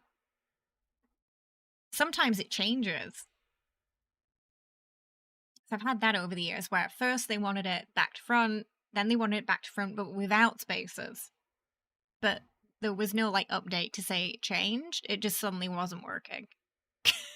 And I only found out through experimenting that it had to be done a different way.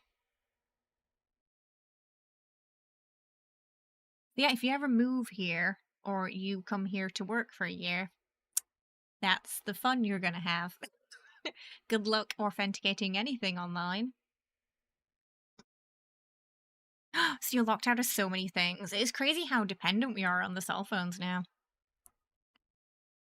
Your latest old man yells at Cloud moment. My school only issues IDs through an app. I wanted to just yell, give me a card like an old person.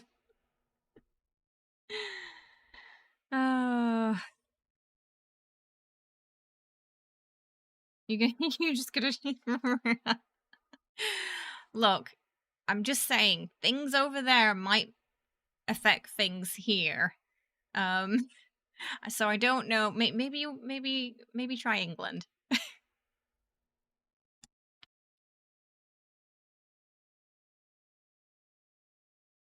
Things are a little more volatile than they used to be. I will say now, Kenny's never been worried about North Korea until this year. To the point where he's asked me if, like, what our embassy can do if we ever have an issue. And I said, well, they'll get us out of the country. Someone wants to take the troops out of Korea if we don't pay a lot of money that the government does not have to pay. Which could result in problems. Yeah. So it's probably not the best time to move. Wait until, like, that's sorted, you know? Wait until you know what's going on with that first.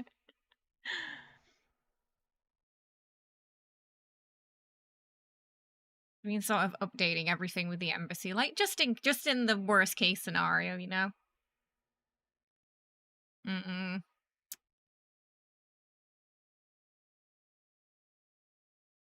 I do think he's prematurely panicking a little bit, but it's always good to be prepared. Yeah, and the way everything's been going in the 2020s, it's like, you know, anything could happen now. So, you know, prepare for the worst. Be ready.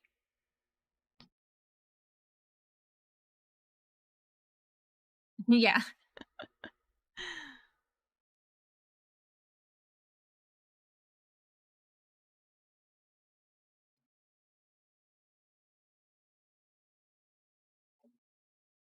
Have your exit strategies in place.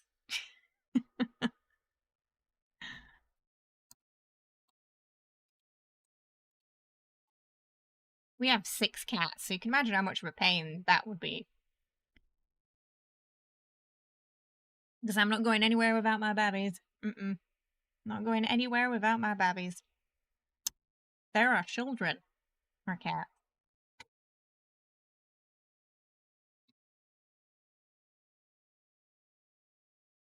I know, thank goodness for all the games coming out. So at least we've got an escape from the pandemonium of chaos that is the 2020s. Like I keep saying, you know, tomorrow aliens could land and say, hey, we exist. And I'd be like, that tracks. We're going to take over the world. Okay, that's fine. Might not be the worst thing that could have happened, honestly.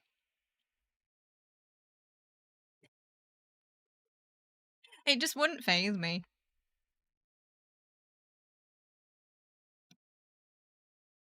Right? We'd all just be like, eh.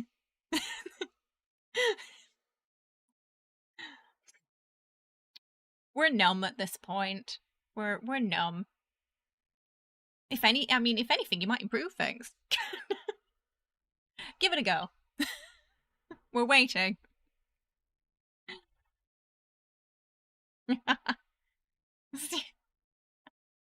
Yeah, we can't refund the 2020s.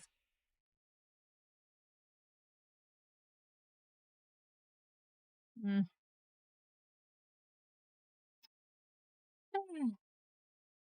But we plod on. I'm not particularly worried myself. I'm just Like, I'm at the point where I'm just numb, so anything that happens now, I'm like, yeah. Someone stole your identity at the beginning of last year. Oh, I'm sorry. That must have been such a pain. Oh, goodness. Oh, we don't want to make jokes about nukes and stuff, though. It's we're far too close to sort of worldwide tension, I think, for it to be funny anymore.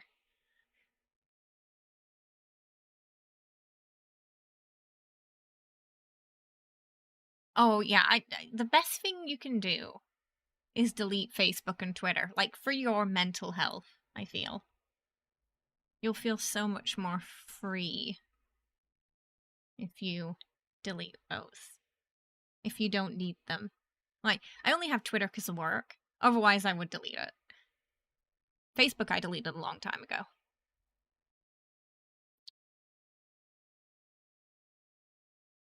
Why did I read BGS as Baldur's Gate? It was only when you said nuke that I realized we weren't talking about Baldur's. Oh, delete your Instagram too. Yeah, anything owned by Meta, just nuke it. No, that was a good call, Free. Good call.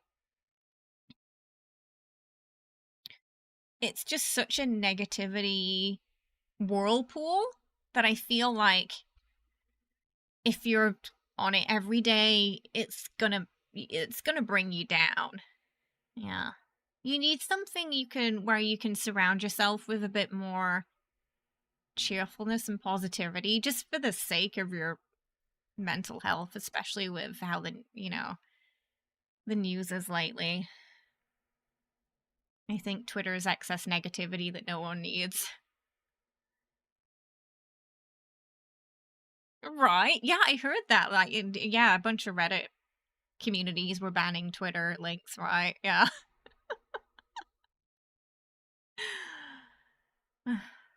This timeline, man. This timeline. I keep saying to Kenny, I think we're in the bad place. I think something happened during COVID and we just collectively ceased to exist and we went to the bad place. It's the only way to explain all the crazy stuff that's been happening. Pigs could fly and I wouldn't bat an eyelid anymore.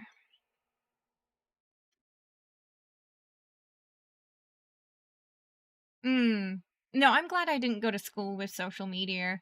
Yeah, because it was already bad when I went to school, like escaping from things happening there. I can't imagine that following you home to the degree it does now. So I feel bad for kids these days because it must be rough. Bowie's death kicked it off. You know what? You're right. Bowie knew what was coming and he got out of there. He went back to Mars. Along with Alan Rickman. It's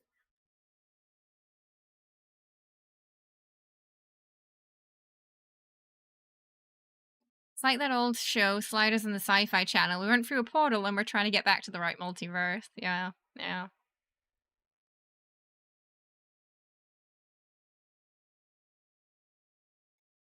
Oh.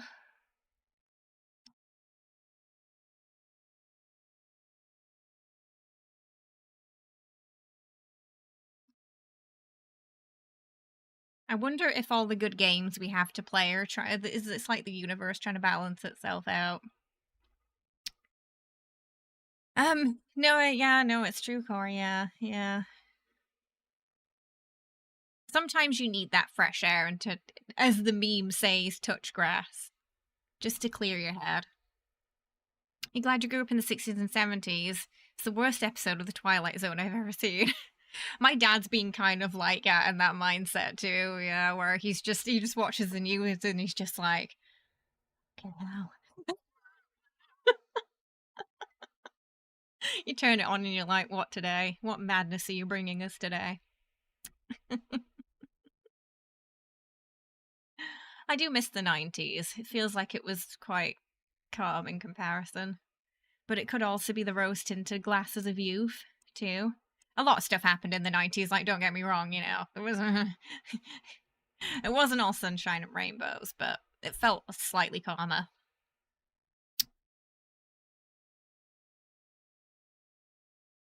I actually got a porn advert on X. Yeah, it was straight up just like someone's tits. And I didn't realize it was an ad at first. I was like, why is this person posting under everything? And then I saw it was an ad. I had to block it to get rid of it. It was really weird.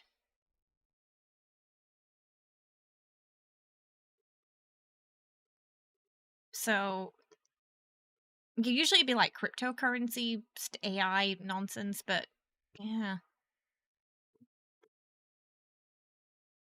Aliens are really loving this latest season of Humans, a reality show.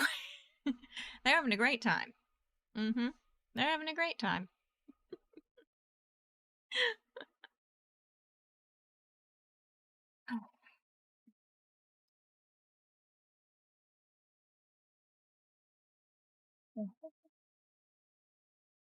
One thing we like to do, though, is with these streams, just give everyone a little bit of an escape, just somewhere you can come chill, hang out, play some video games, hang out with great people.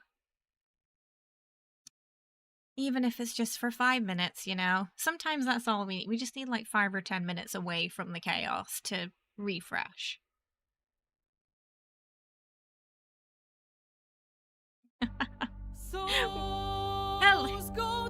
Hello. Welcome, Mims. How you doing? I hope you're well. Thank you for the raid. I appreciate it. I hope you had a lovely stream today. What were you up to? We're just having a chit chat after watching the Xbox showcase today. They stopped abducting us in their spaceships because they realized they were doing us a favor. People didn't want to go back. It was a problem. We were just having a good old natter. We're really excited for Expedition 33, especially, as you might be able to tell. But we're not playing any games today. Today we're having a nice short stream, just enjoying the showcase, nattering about what's coming. We watched South of Midnight, Expedition 33, Doom. We're excited for those. They're all looking really good so far. Sadly, we didn't get any Avowed. I was hoping we'd get like a little bit more teasers of Avowed, but it was just those 4 games. Ninja Gaiden was their surprise game.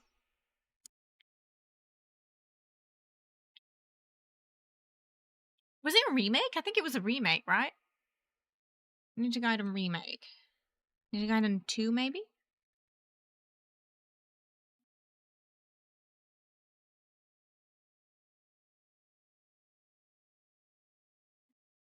With Rue from Dead or Alive. Which is a franchise I've not heard much about for a while. Hey Claw, how you doing? It was Ninja Gaiden 2 remaster.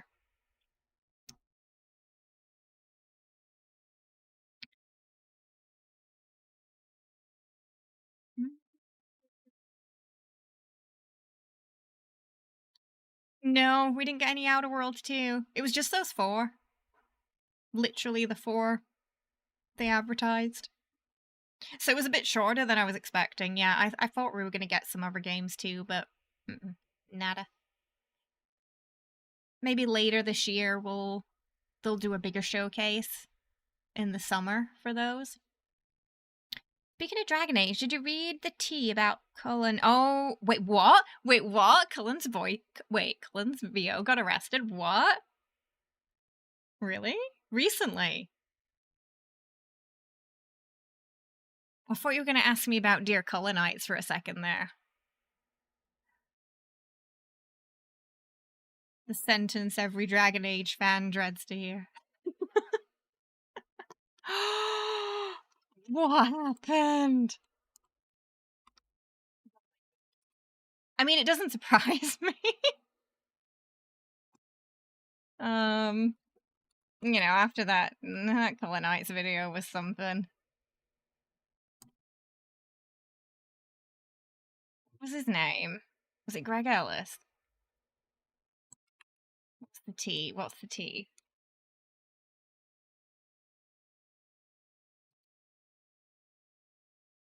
Arrested on multiple. Oh, that's bad. Oh, that's really bad.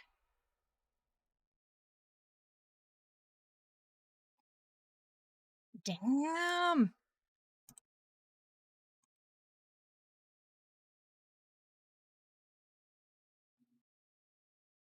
Mm-mm-mm.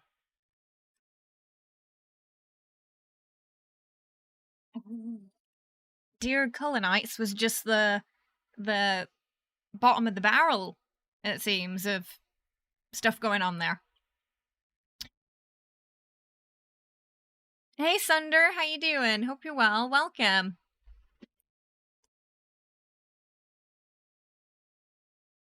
Yeah, he's got a court date, it seems.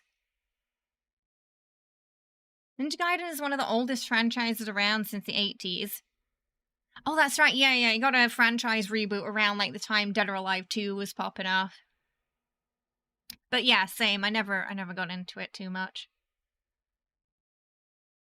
You're doing good. We saw some good games today, Sunder.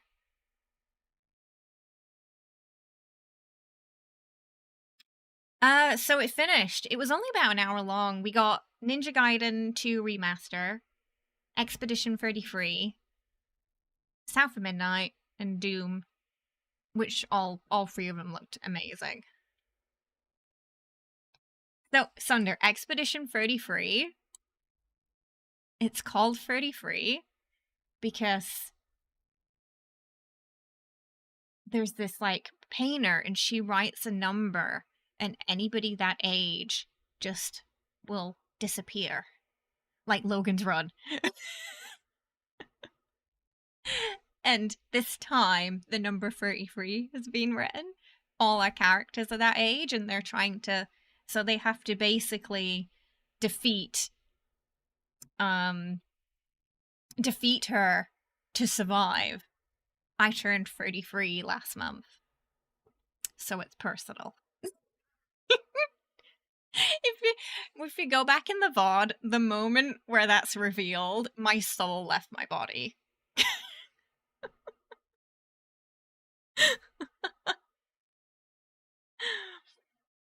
It was really a tight hour, yeah. Yeah, it just whizzed by.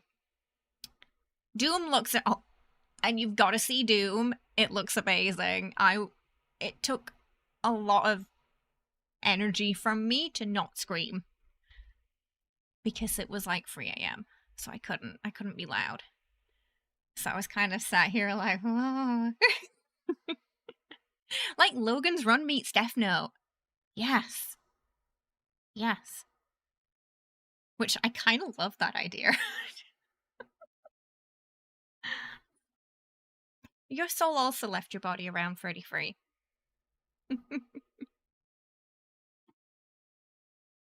I'm here for all the video games made for people my age, though.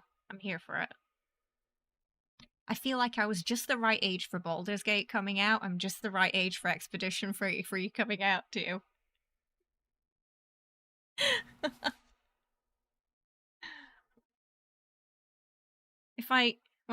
When I contact a community manager about a key for the game, should I be like, I'm 33, so I feel like it's my obligation to play this game to ensure my own survival too? And that of every 33-year-old in my community.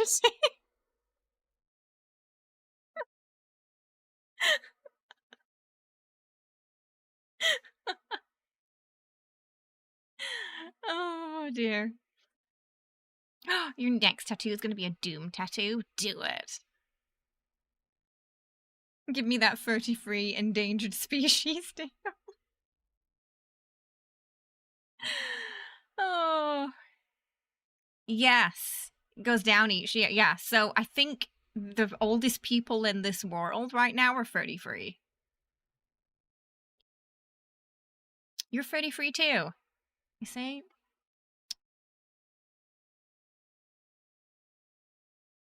I hope I don't disappear before I get it. Oh, yeah, starting at 64, right?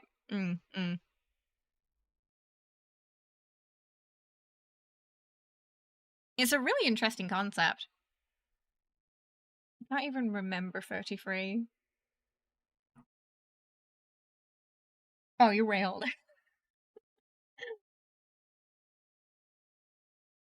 We shall avenge you.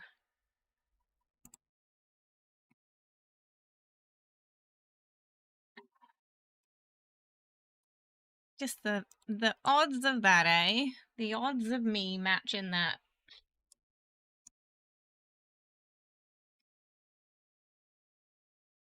That's gonna be the title for the VOD. 33-year-old plays Expedition 33 before they disintegrate.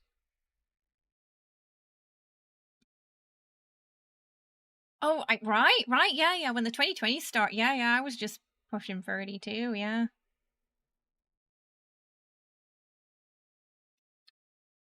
It's gone by so fast. 33-year-old plays ages ago. Hey, most of the devs were over 32. I think.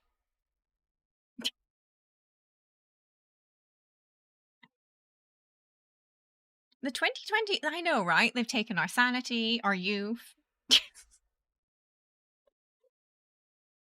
Life starts at, hey, what's that film? 30 going on 30. She wants to be 30, flirty, and thriving. Do you remember when being 30 was cool? Like, that's what everybody wanted to be 30, because that's when you were supposed to have money and a house and be set for life. It's not true. Most 30-year-olds, even most, like, people my parents' age that I know, don't have their life together. It is a lie. The 30s are for doing what you want in your... Yeah, that's like the positive, is you can do a lot of things you wanted to do in your 20s because you have a bit more money. Yeah.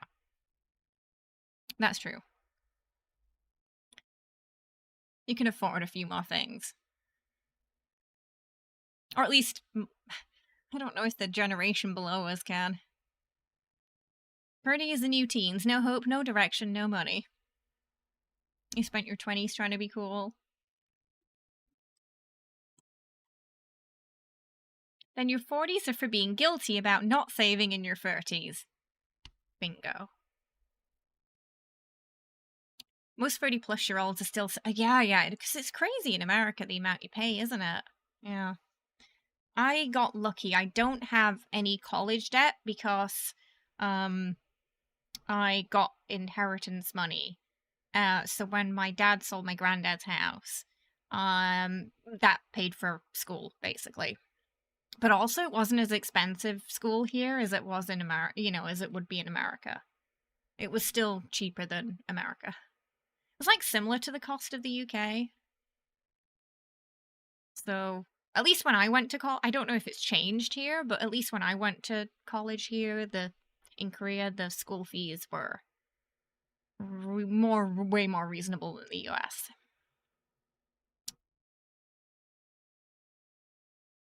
Everyone you know didn't have time to save and invest before the 2008 crash struggles. Oh gosh, I remember that. I think that was the year my dad completed his the house mortgage because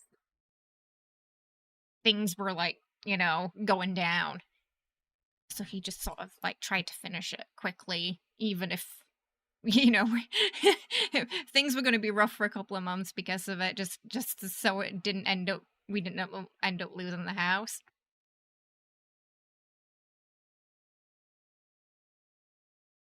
In America, you'd have to sacrifice all prior generation for 1 year. It's just crazy how much it costs there, especially like on top of healthcare and things. Those who graduated in the recession are really set back statistically. A year of college here is like 2 to 3K with books and such. Yeah. So kind of similar to here then, Schmite. Yeah, yeah. Which is like so much cheaper than it is in the US.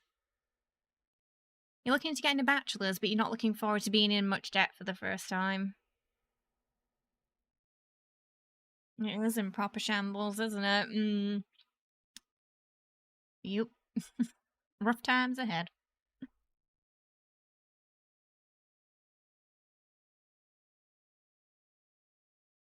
Yeah, I got a BA too. I did think about getting a master's, but funnily enough, one of my college professors told me master's degrees are a scam.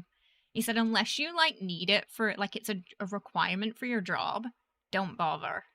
And unless it's like you can get a scholarship covering it, don't bother. That's what he said. He said it's a scam. He was like, take it from someone who got a master's degree and is in a lot of debt because of it.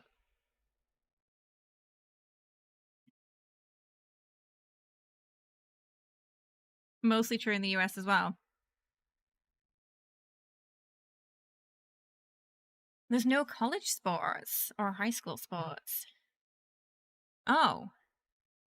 I think we do have that. Here there are a lot of quite Americanized colleges, like the one I went to was pretty Americanized.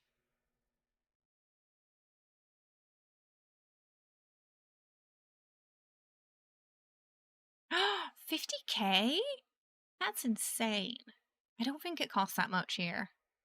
I think it's similar to the BAs where it's like, 2 to 3 grand a year. Or semester.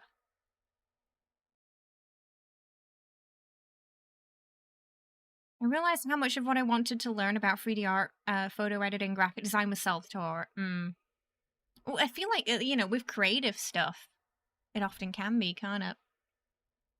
Your 7 to 18-year-old British cousins are trying to move to the US for college, and you're like, don't do it. You'll be in debt for life. I think it's still cheaper in the Like, I know it's been gradually rising in the UK, the tuition cost, but I think it's still cheaper than the US, right? And you teach at college. So, The only thing uni really taught you is how to learn efficiently. Like researching, citing, reliable sources, things like that. I do think I learned a lot from my literature professors, though.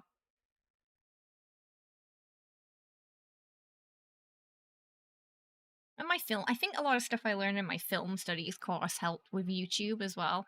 Funnily enough, it was my film professor who said you should probably do YouTube because I think you'd be good at it.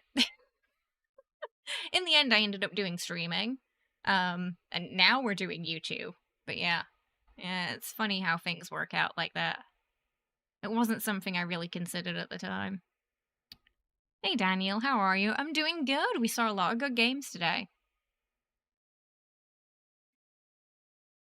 Many colleges do offer generous financial aid, but you have to be pretty low income to get it, or like super, super brainy.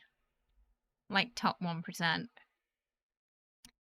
As a lecturer in college was a former Ubisoft employee who taught you the most. After that, most of what you learned was self-input. Yeah. Yeah. That makes sense.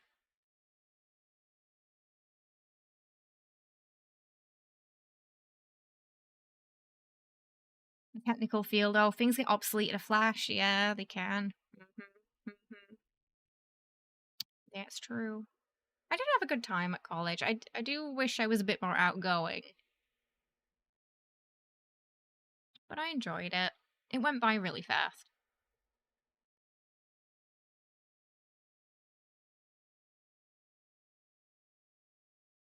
But I was also like thousands of miles away from home.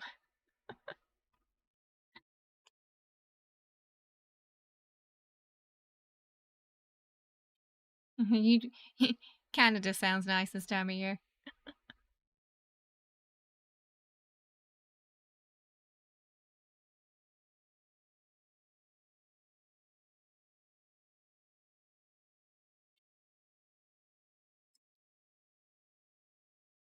I imagine in Canada, the costs are probably pretty similar to the UK, right?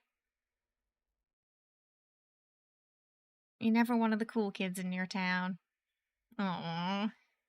I was a pretty quiet kid, too. For some reason, some people thought me and my friends were lesbian witches. It probably didn't help that we didn't deny that, because we just didn't care. I don't know where the witch thing came from, though, honestly.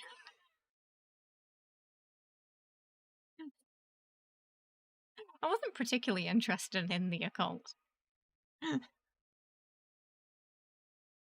I was just quiet. I mean, there are worse things to be. Lesbian witch is pretty low on the list of bad things you can be, I think. You know?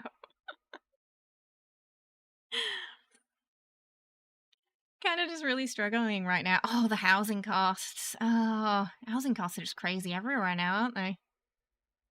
You met 5 Canadians. They're probably the 5 nicest people you ever met. They weren't lying about nice Canadians. It's true. My friend's dad, my best friend back home, her dad is Canadian. And just never heard him raise his voice ever. I don't think it's possible for that man to get angry. He was just always calm and collected, had a really soothing voice. Just, yeah.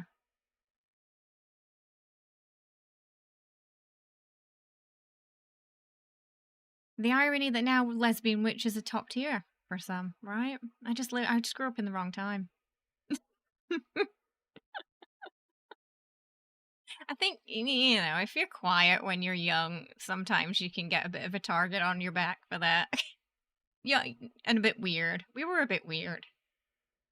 You know? Back when video games weren't cool. And we'd talk about them a lot at school. A lot of the things we were into are now trendy, but weren't trendy back then.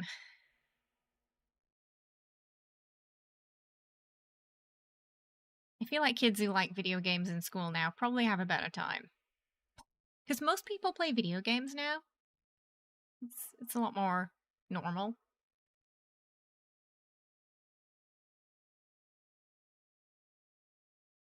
They're more ingrained into our everyday lives. No, I'm saying I think now they're more, like, now they are. Back then, you were considered a bit nerdy. Like it was a bad thing. Yeah, it's a remaster of 2, Daniel. Remaster of Ninja Gaiden 2.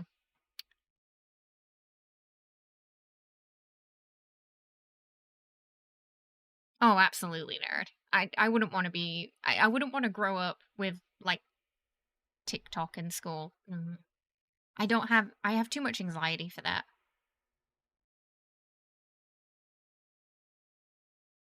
When video games and tabletop were the spawn of the devil. Yeah, my dad grew up in, like, the D&D era.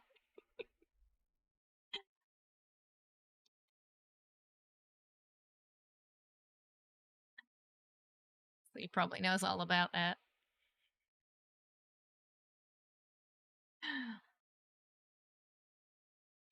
Oh, I do wish I knew more people playing Dungeons and Dragons growing up. I feel like I would have gotten super in. I kind of wish I could have gotten into it earlier, you know?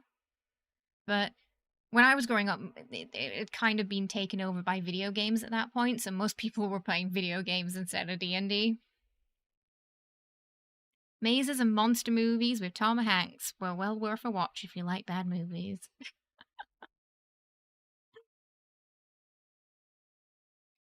The best people are geeks and nerds, Dapper, right? Counter-Strike LAN parties, Unreal Tournament. I remember Unreal Tournament, yeah.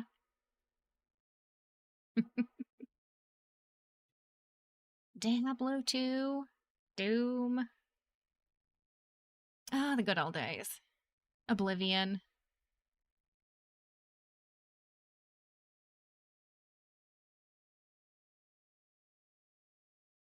I was obsessed with Oblivion. Yeah, it was like metal music, wasn't it, Dapper? Metal music, Dungeons and Dragons, video games, the Devil's Cocktail. I enjoy all three of those things.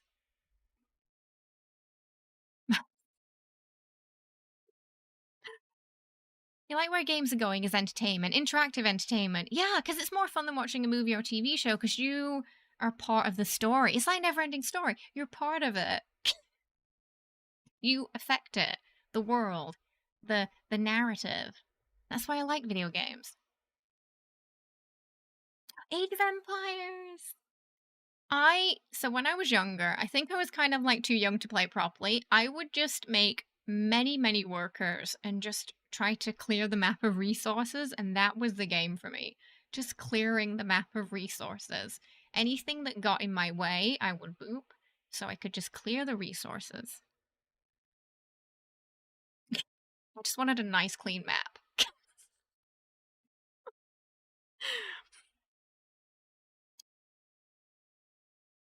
Kids are having fun, must be the devil. Falcor.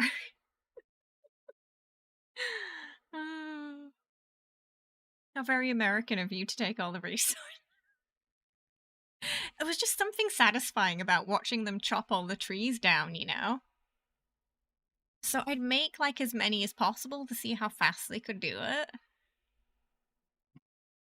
My dad loves Civilization. He loves Civilization and like train games, city building games. He loves those.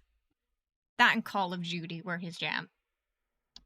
I got more into the RPG games.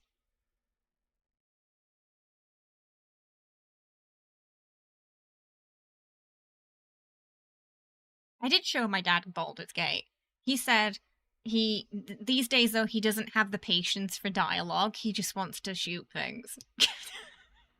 I said that's fair.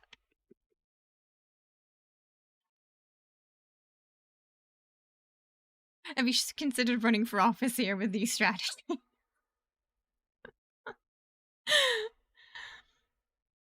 Oh, Anno 18. Oh, I've not heard of that. What is it? Oh yeah, Civilization 7. Yeah, it's coming out soon, isn't it? Oh, you like Football Manager? Oh, British people understand. Oh, and Civ 6 is pretty cheap now, so you can play the one before it just in time for the next on sale. Good time in that.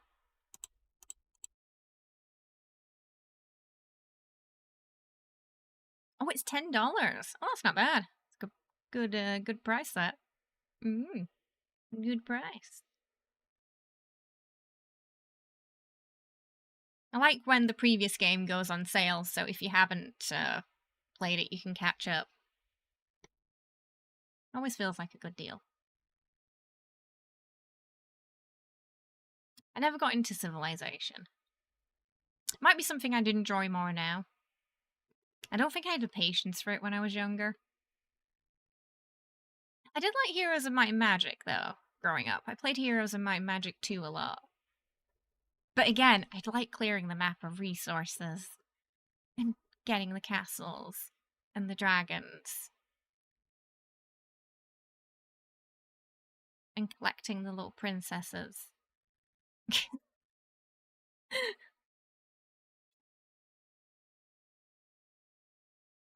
Yeah, Mass Effect for $5.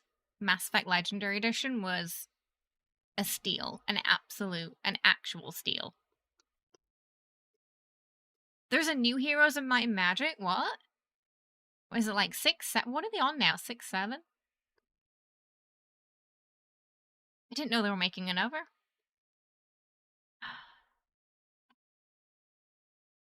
Really? Is it on Steam already? Or, like, does it have a release date?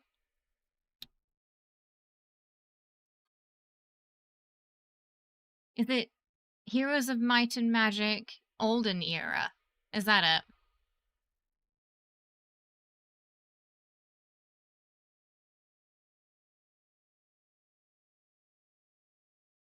I think I found it. Wish list?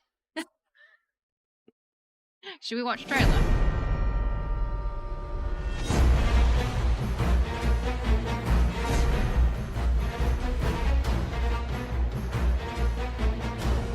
Oh, it's got a very classic look to it too.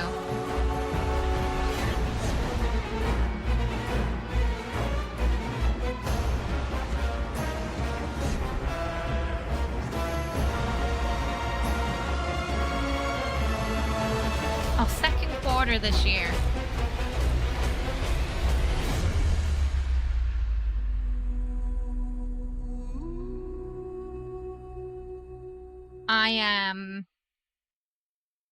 I'm intrigued. Mm. Okay. Okay, that's another one for this year then. Oh, god damn it, not April. There's too much happening in April. There's one faction they haven't announced yet. Yeah, it's very much a return to the classic form of it.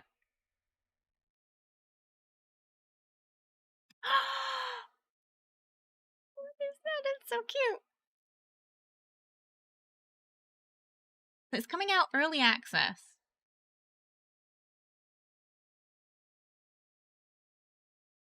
So that release date is probably early access.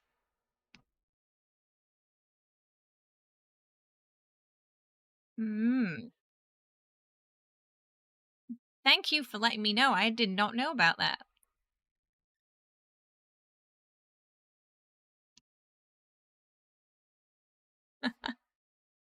It looks cute. Yeah, it's like a polished up retro style, so it still feels like that Heroes of Might and Magic, you know. You never played Heroes of Might and Magic. It's nice and chill. I recently bought 2 again on GOG. I don't know why 2's my favorite. I think it's the nostalgia.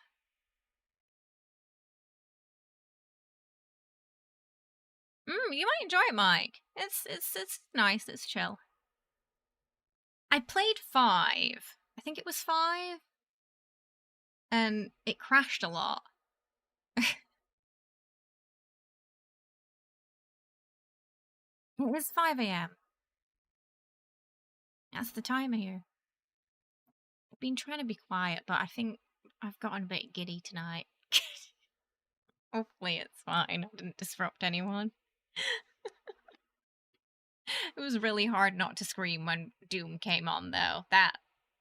I was really restraining myself. It's the problem when these showcases are on. They're on so early in the morning for me. I really have to rein it in.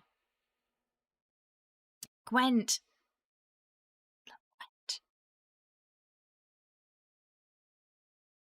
Wednesday, your D&D group are going to have to switch to pen and paper because the Wi-Fi in town is awful. Ah, the classic D&D.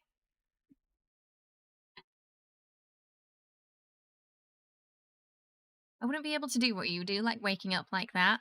I was up editing finishing the Dragon Age Origins VOD, which is coming out in an hour for everybody on YouTube. I was up editing that until like 9 p.m. because I had to refilm the troubleshooting Dragon Age Origin for GOG section because something was wrong with the original that I'd filmed. So I had to do that really quickly so I could get it up in time. And I slept like 2 hours and then we did the showcase.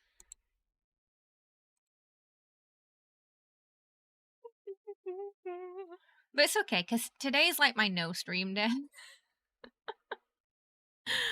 So I can rest the rest of the day. And then, so what I'll probably do is have a bit of a nap, and then I'll wake up, and then I will I'll start editing my Baldur's Gate guide that's coming out next week, and subtitling the next episode of Thank Goodness You're Here that's also coming out next week. 3 videos coming out next week. I don't know why I did that to myself. So I've got a lot to do this weekend. Because I also have to finish editing Dragon Age Origins Episode 2. And subtitling 1.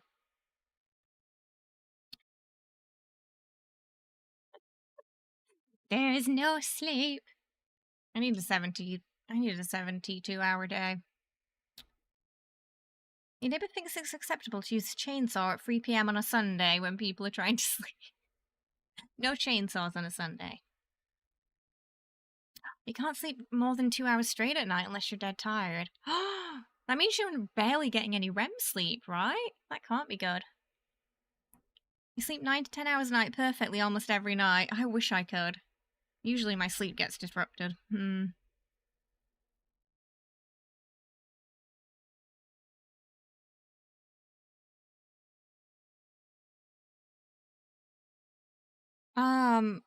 I did play it 15 years ago, but I don't remember much about it. I've been really enjoying returning to it though. Yeah, it's been a lot of fun. You shall see in about an hour.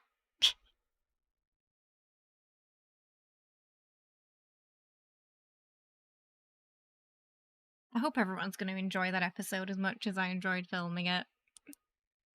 Episode, I think it's around episode 3 or 4 where I accidentally made Alistair fall in love with me because I gave him a DLC item that I didn't know was a DLC item, and I started screaming for Morrigan to help me. And then I looked up the item, realized it was some DLC thing, went back in the save. I gave him, it was like this Grey Warden plushie, puppet thing. And it gives you 50 affinity, and he immediately was trying to jump on me after that. But it was so early in the game. It was like we'd literally just gone out of the first area in the game. To the first camp night.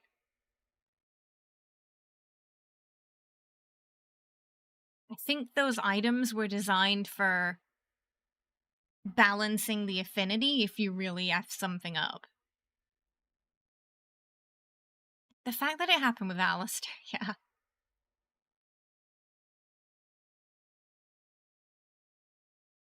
What do you mean it's gonna happen again? Look, I don't know. Maybe there'll be a different companion this time. You know. Who are we kidding? It's gonna be Alistair again, isn't it?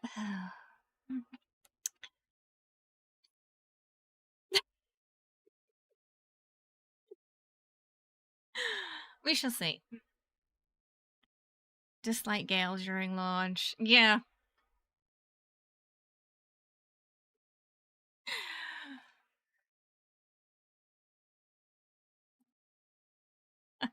I think you'll enjoy my... Anyway, it made for an exciting episode. It's just, yeah, likely with the pace it's going, it'll be probably around episode 3 or 4, I think.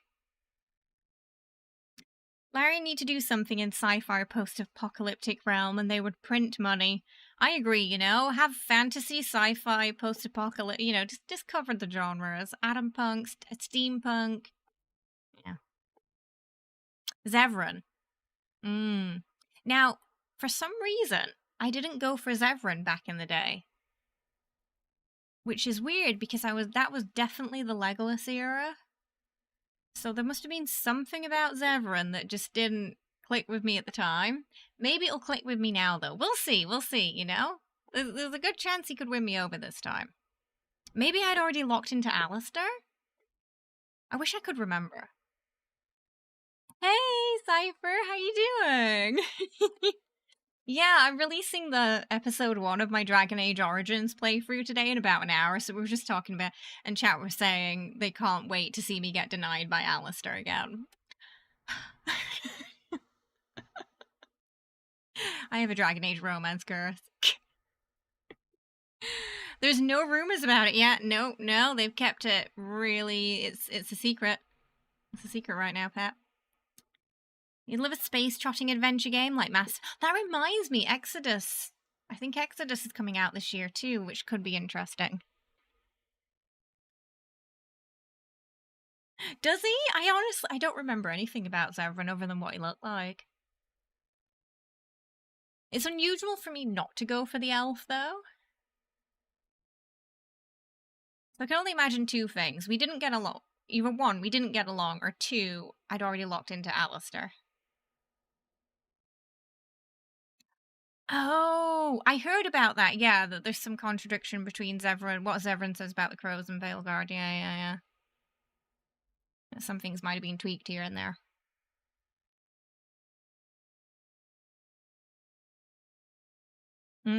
Yeah, I can't wait to see what Larian do. Whatever they do, we're gonna be here for it day one, early access, you know, as soon as we can get in. Star Trek. No, they said it's their own IP. I think both games are their own IP. That was what was important to them, making something they had full control over. Which is exciting. We were just talking about how excited we are for Expedition 33, South of Midnight, and the new Doom game as well. Everything was really awesome on the showcase today. Everything looked great. This is going to be such a good gaming year. If they made a Star Trek game, you'd be like, take my money.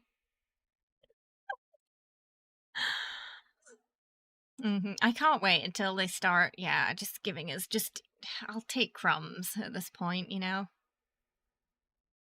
I will take crumbs.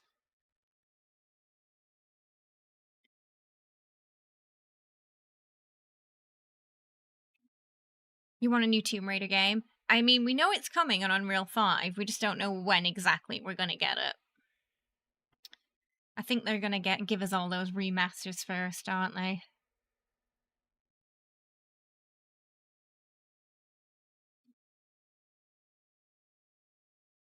Oh, Baldur's Gate is one of the free games you paid for early access stage.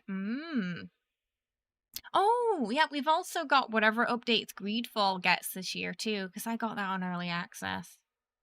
So we can follow that as it develops. I have to check when their next update is, so we can return to it. Greedfall looks promising, but its combat was not fun.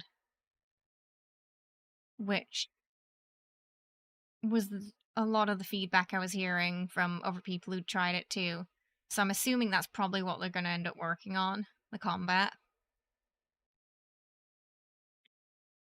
You bought it early access but avoided exposure until official release for the fresh experience. I technically had it in early access because Wookie gifted it to me just before it got released. But I didn't touch the game until until it came out. You just wanted to support the studio. Yeah, I get that. You need Bioware to show something about Mass Effect. I'm telling you, N7 Day this year, I've got a feeling we're gonna get something. I'm feeling good about it. I've really been enjoying the Mass Effect playthrough. So happy we found Garrus in Mass Effect 2. Sorry, Liara, but yeah, I think it's probably gonna be Garrus. We'll see, though. We haven't met everybody yet. I do like Solus as well, but I don't think he's romanceable, right? The scientist guy we met. You don't want to wait that long. I understand that. Like, don't care how, I want it now. Yeah, Morden. Yeah, his name's Morden Solus. Whisper really likes Morden, too. Hey, Marin, how are you? Hope you're well. Welcome. We're just having a natter. It's just a very unofficial chill day today. We played a lot of Baldur's Gate early access. You're excited to visit a new area when they came out, so you went to the monastery early and got all the tiefling skill. Oh no! I heard if you have the GOG version of the game, you can actually play the early access version of the game. You can play any version that's been released because it archives. Solus meets Solus. There's a couple of parallels between those two.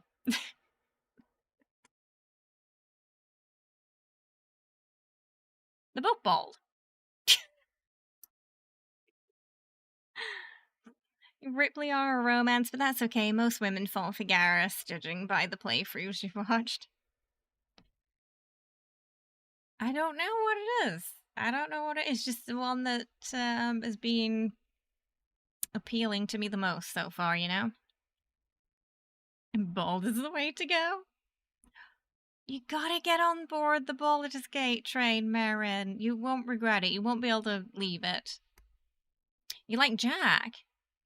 I don't think. Oh, we'll probably meet Jack on Wednesday, I think. I think he was the next one we were going for. Garrus has the best booty. Is that true? The way I was ready to reload the game, regardless of how long the last save was, when I thought that we'd accidentally lost Garrus in that fight, turned out he was just knocked out. I was like, we're not continuing this game without Garrus. It's not happening. They did, yeah. Yeah, it's just a question of who they get to develop it. And when.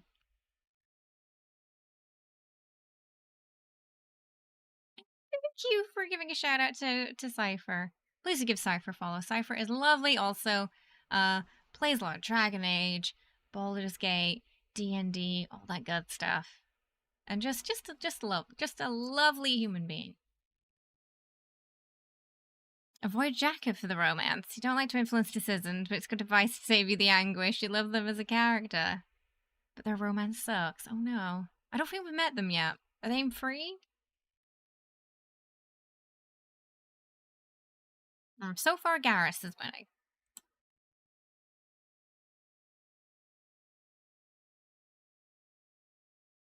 But we're stuck in that calibrating loop with him right now.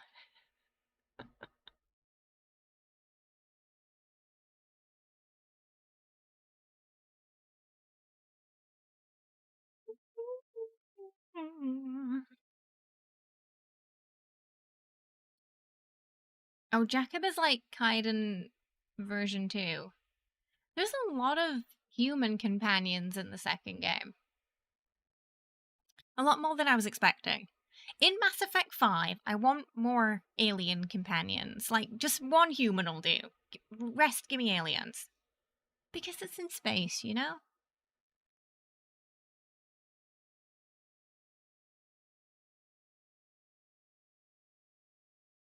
They're a bit forgettable even if they're in the... Oh, wait! Is it that over... Is it the over... Wait, are they... Ah, no. He's the over... Cerberus member, right? I think I just forgot his name.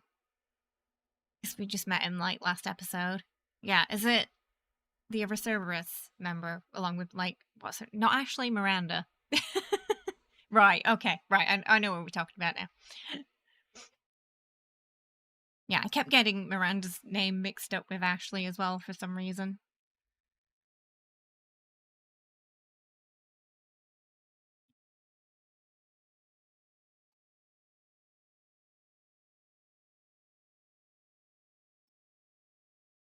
Who's that? Oh, it's Jessie. It's Jessie! Boop.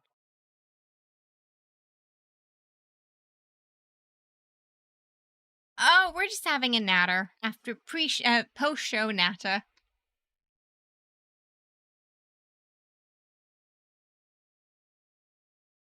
Jack, though, tattoos potty mouth can tear people apart, and that's everything you want. Orin's starting to make sense.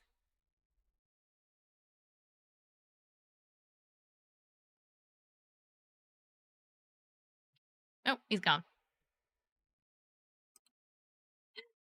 Oh, hi! Oh, we're coming here. Okay, hang on. He's too short.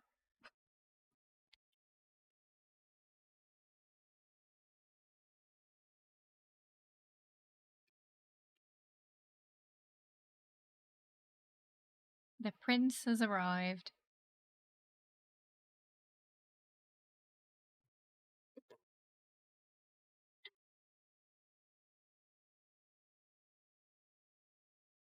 Oh. At some point during the showcase, I think I I bit my lip. Probably when I was trying to keep quiet. Bloody hell.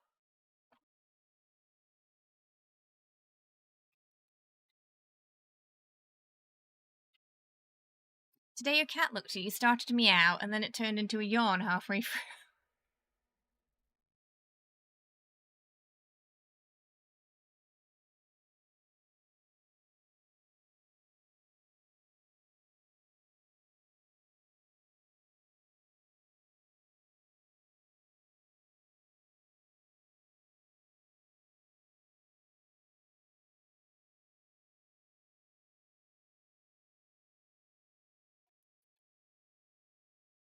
Hmm.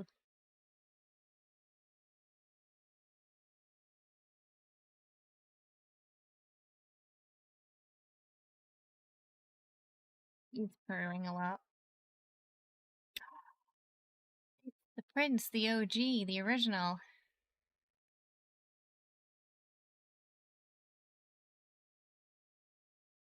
Oh, he knocked Solus down. And broke the artifact.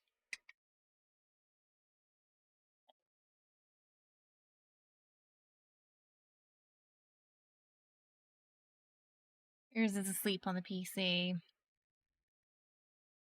Aww.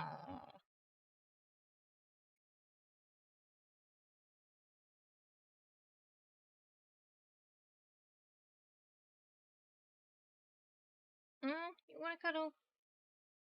Fine.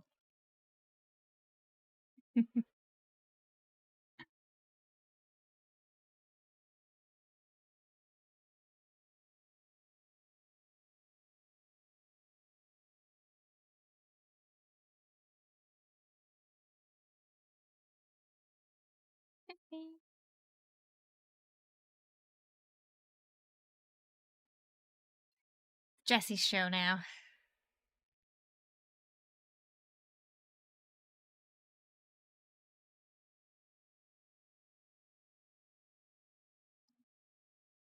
It's sweet, but he nearly gave your boss a heart attack when he fell off during a meeting. Mwah.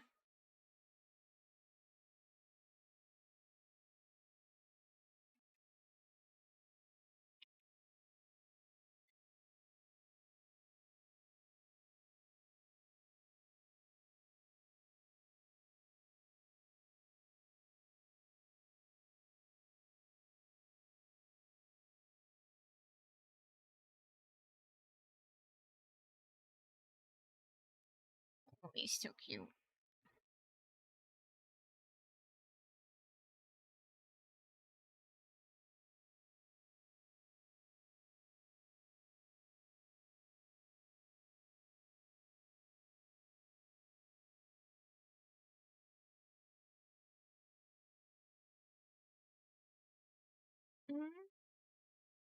You got food in your beard. He's somehow managed to get kibble in his beard. I'm not sure how. Saving it for later, maybe. Oh, oh goodness. Okay. So today,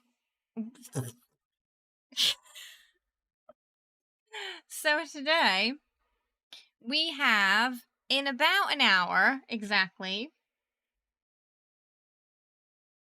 the Dragon Age Origins playthrough. Episode 1 is coming out. So do check your notification boxes for that as the countdown has begun. If, however, you're a member, you can watch it right now. You got it a couple of hours early if you're a member. Subtitles for it will be coming this weekend. Apologies for not being able to get those up with the video. Oh, sorry. So those will be up this weekend. It's got CC, but usually I go through the CC and double check that everything's accurate. 'Cause sometimes game terminology or my accent it doesn't understand. So I always go through and edit it. Subtitles are up for Thank Goodness You're Here, though. New tip from Sheldon. And I'm married to a Tarask named Jonathan. Anything else you'd like to know? Shell, oh my goodness. Shell, thank you so much for the Kofi tips, securing cat treats, not just for today, but for the entire week as well. Thank you so, so much. I really appreciate that. Shall we? Let's do a kitty cat treat chaos time before we end today, yeah? Thank you so much. I appreciate it. Are you gonna stay? If you stay here, Jesse, you can have Treatos. He might try and follow me though. We'll see. I got cat hair all over my face now because he tail whipped me. Okay, I will be right back. I'm gonna go get the kitty cat treats, okay? Oh no, Nuka heard. He heard the word Treato. Thank you so much, Shell. Let's get some Munchkin hype in the chat for Shell while I'm getting those treats.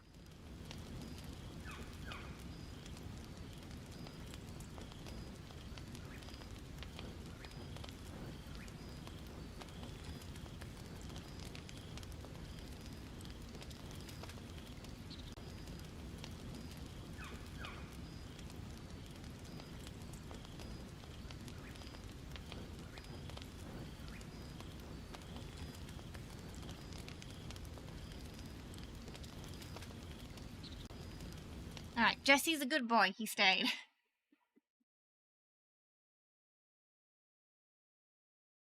It's a bit cold. Oh, they're trying to get into their positions now.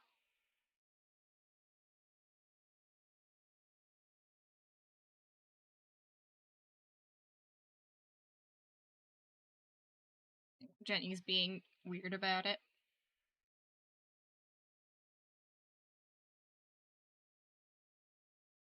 Nuka, calm.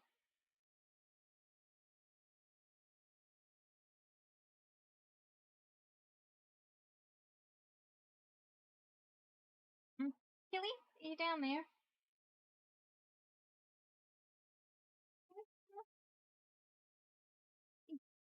There we go. Killy, but Nuka's bum's in the way.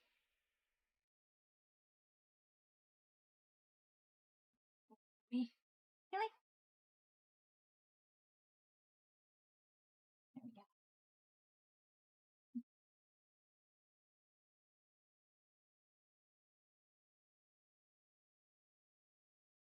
Jenny being surprisingly patient today.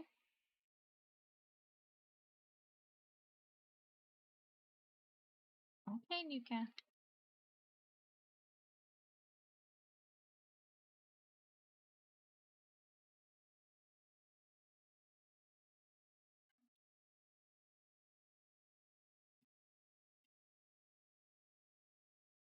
Killy? Killy? Momo! We got Momo here.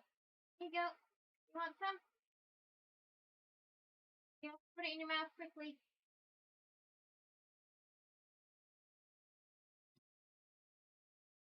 We got Momo too. We got 5 today.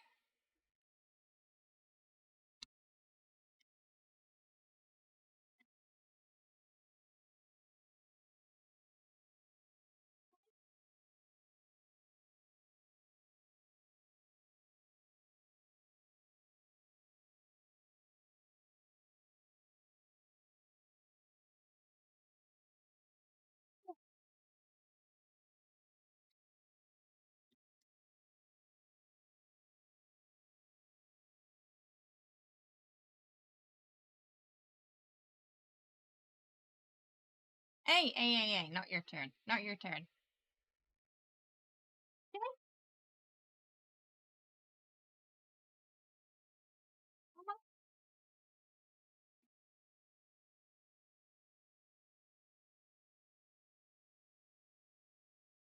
A minute.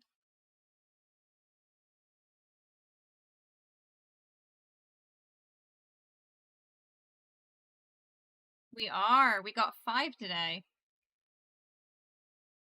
Billy's probably sleeping, bless him.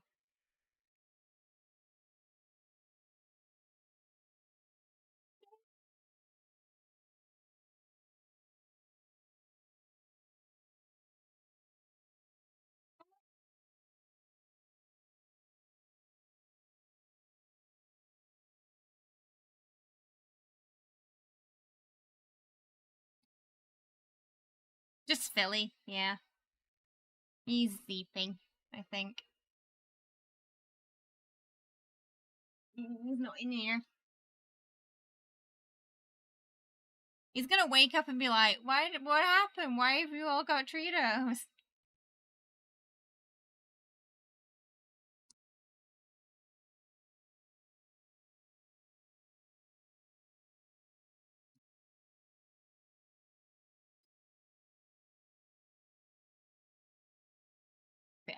Messy.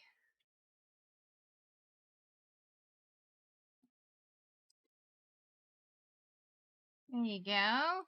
Ooh, we managed to spread that around, didn't we? Wow, so you got 5 cats today. Momo background cat today.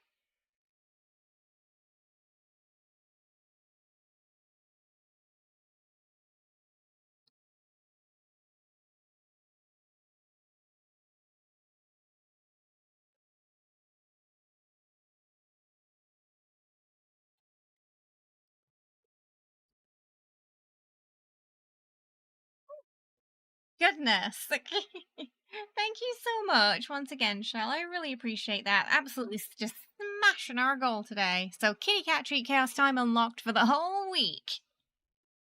And you got extra babies today, yeah. Extra babies. Jesse is a little elusive. Despite the channel being named after him. He shows up when he wants to, basically. He hangs out with me a lot more after stream. It's just his style. Oh, goodness. So we saw a lot of good games today. The showcase itself was very short. And then we just had a nice night for 2 hours. So it's nice to just chill and hang out and chat with everyone every once in a while. Expedition 33. It's out for midnight. Doom. Looking amazing. We're going to find a way to fit them all into our schedule this year. Expedition 33 and Doom for sure. We got a stream. We've got 2 coming out in April. 1 coming out in May. I think Doom's May, isn't it? Avowed next month. March we've got Adamfall plus the Ghoul update in 76. It's going to be a very stacked year. I'm very much looking forward to it. Hopefully you also enjoyed the showcase too. You can watch the VOD if you missed it and you want to see our reactions to things. Sadly, the Ninja Gaiden part is cut off because we had some technical issues trying to access the YouTube stream to watch everything today.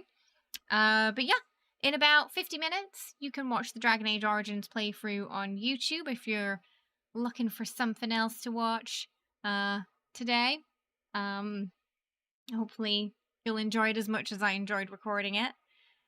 Just episode 2 will be coming out next week for that, and thank goodness you're here.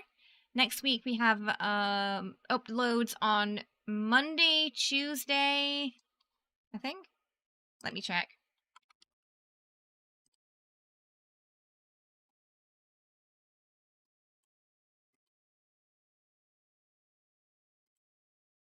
Next week, yeah. We have uploads Monday, Tuesday, and Thursday.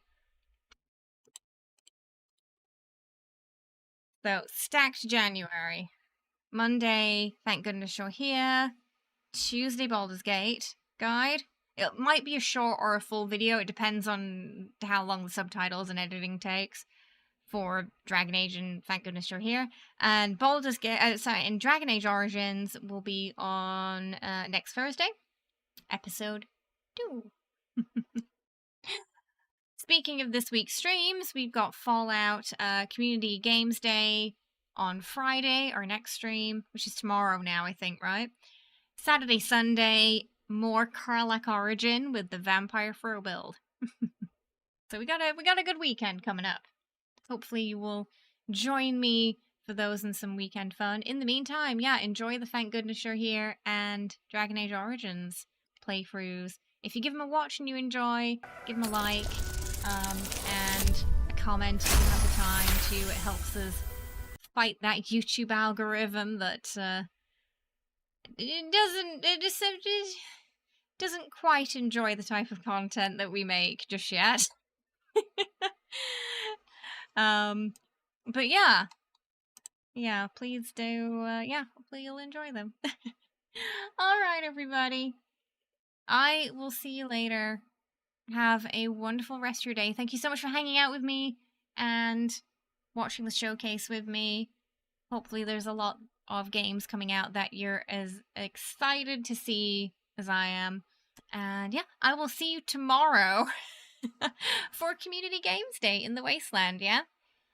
Alright. Have a lovely day, everybody. Bye-bye.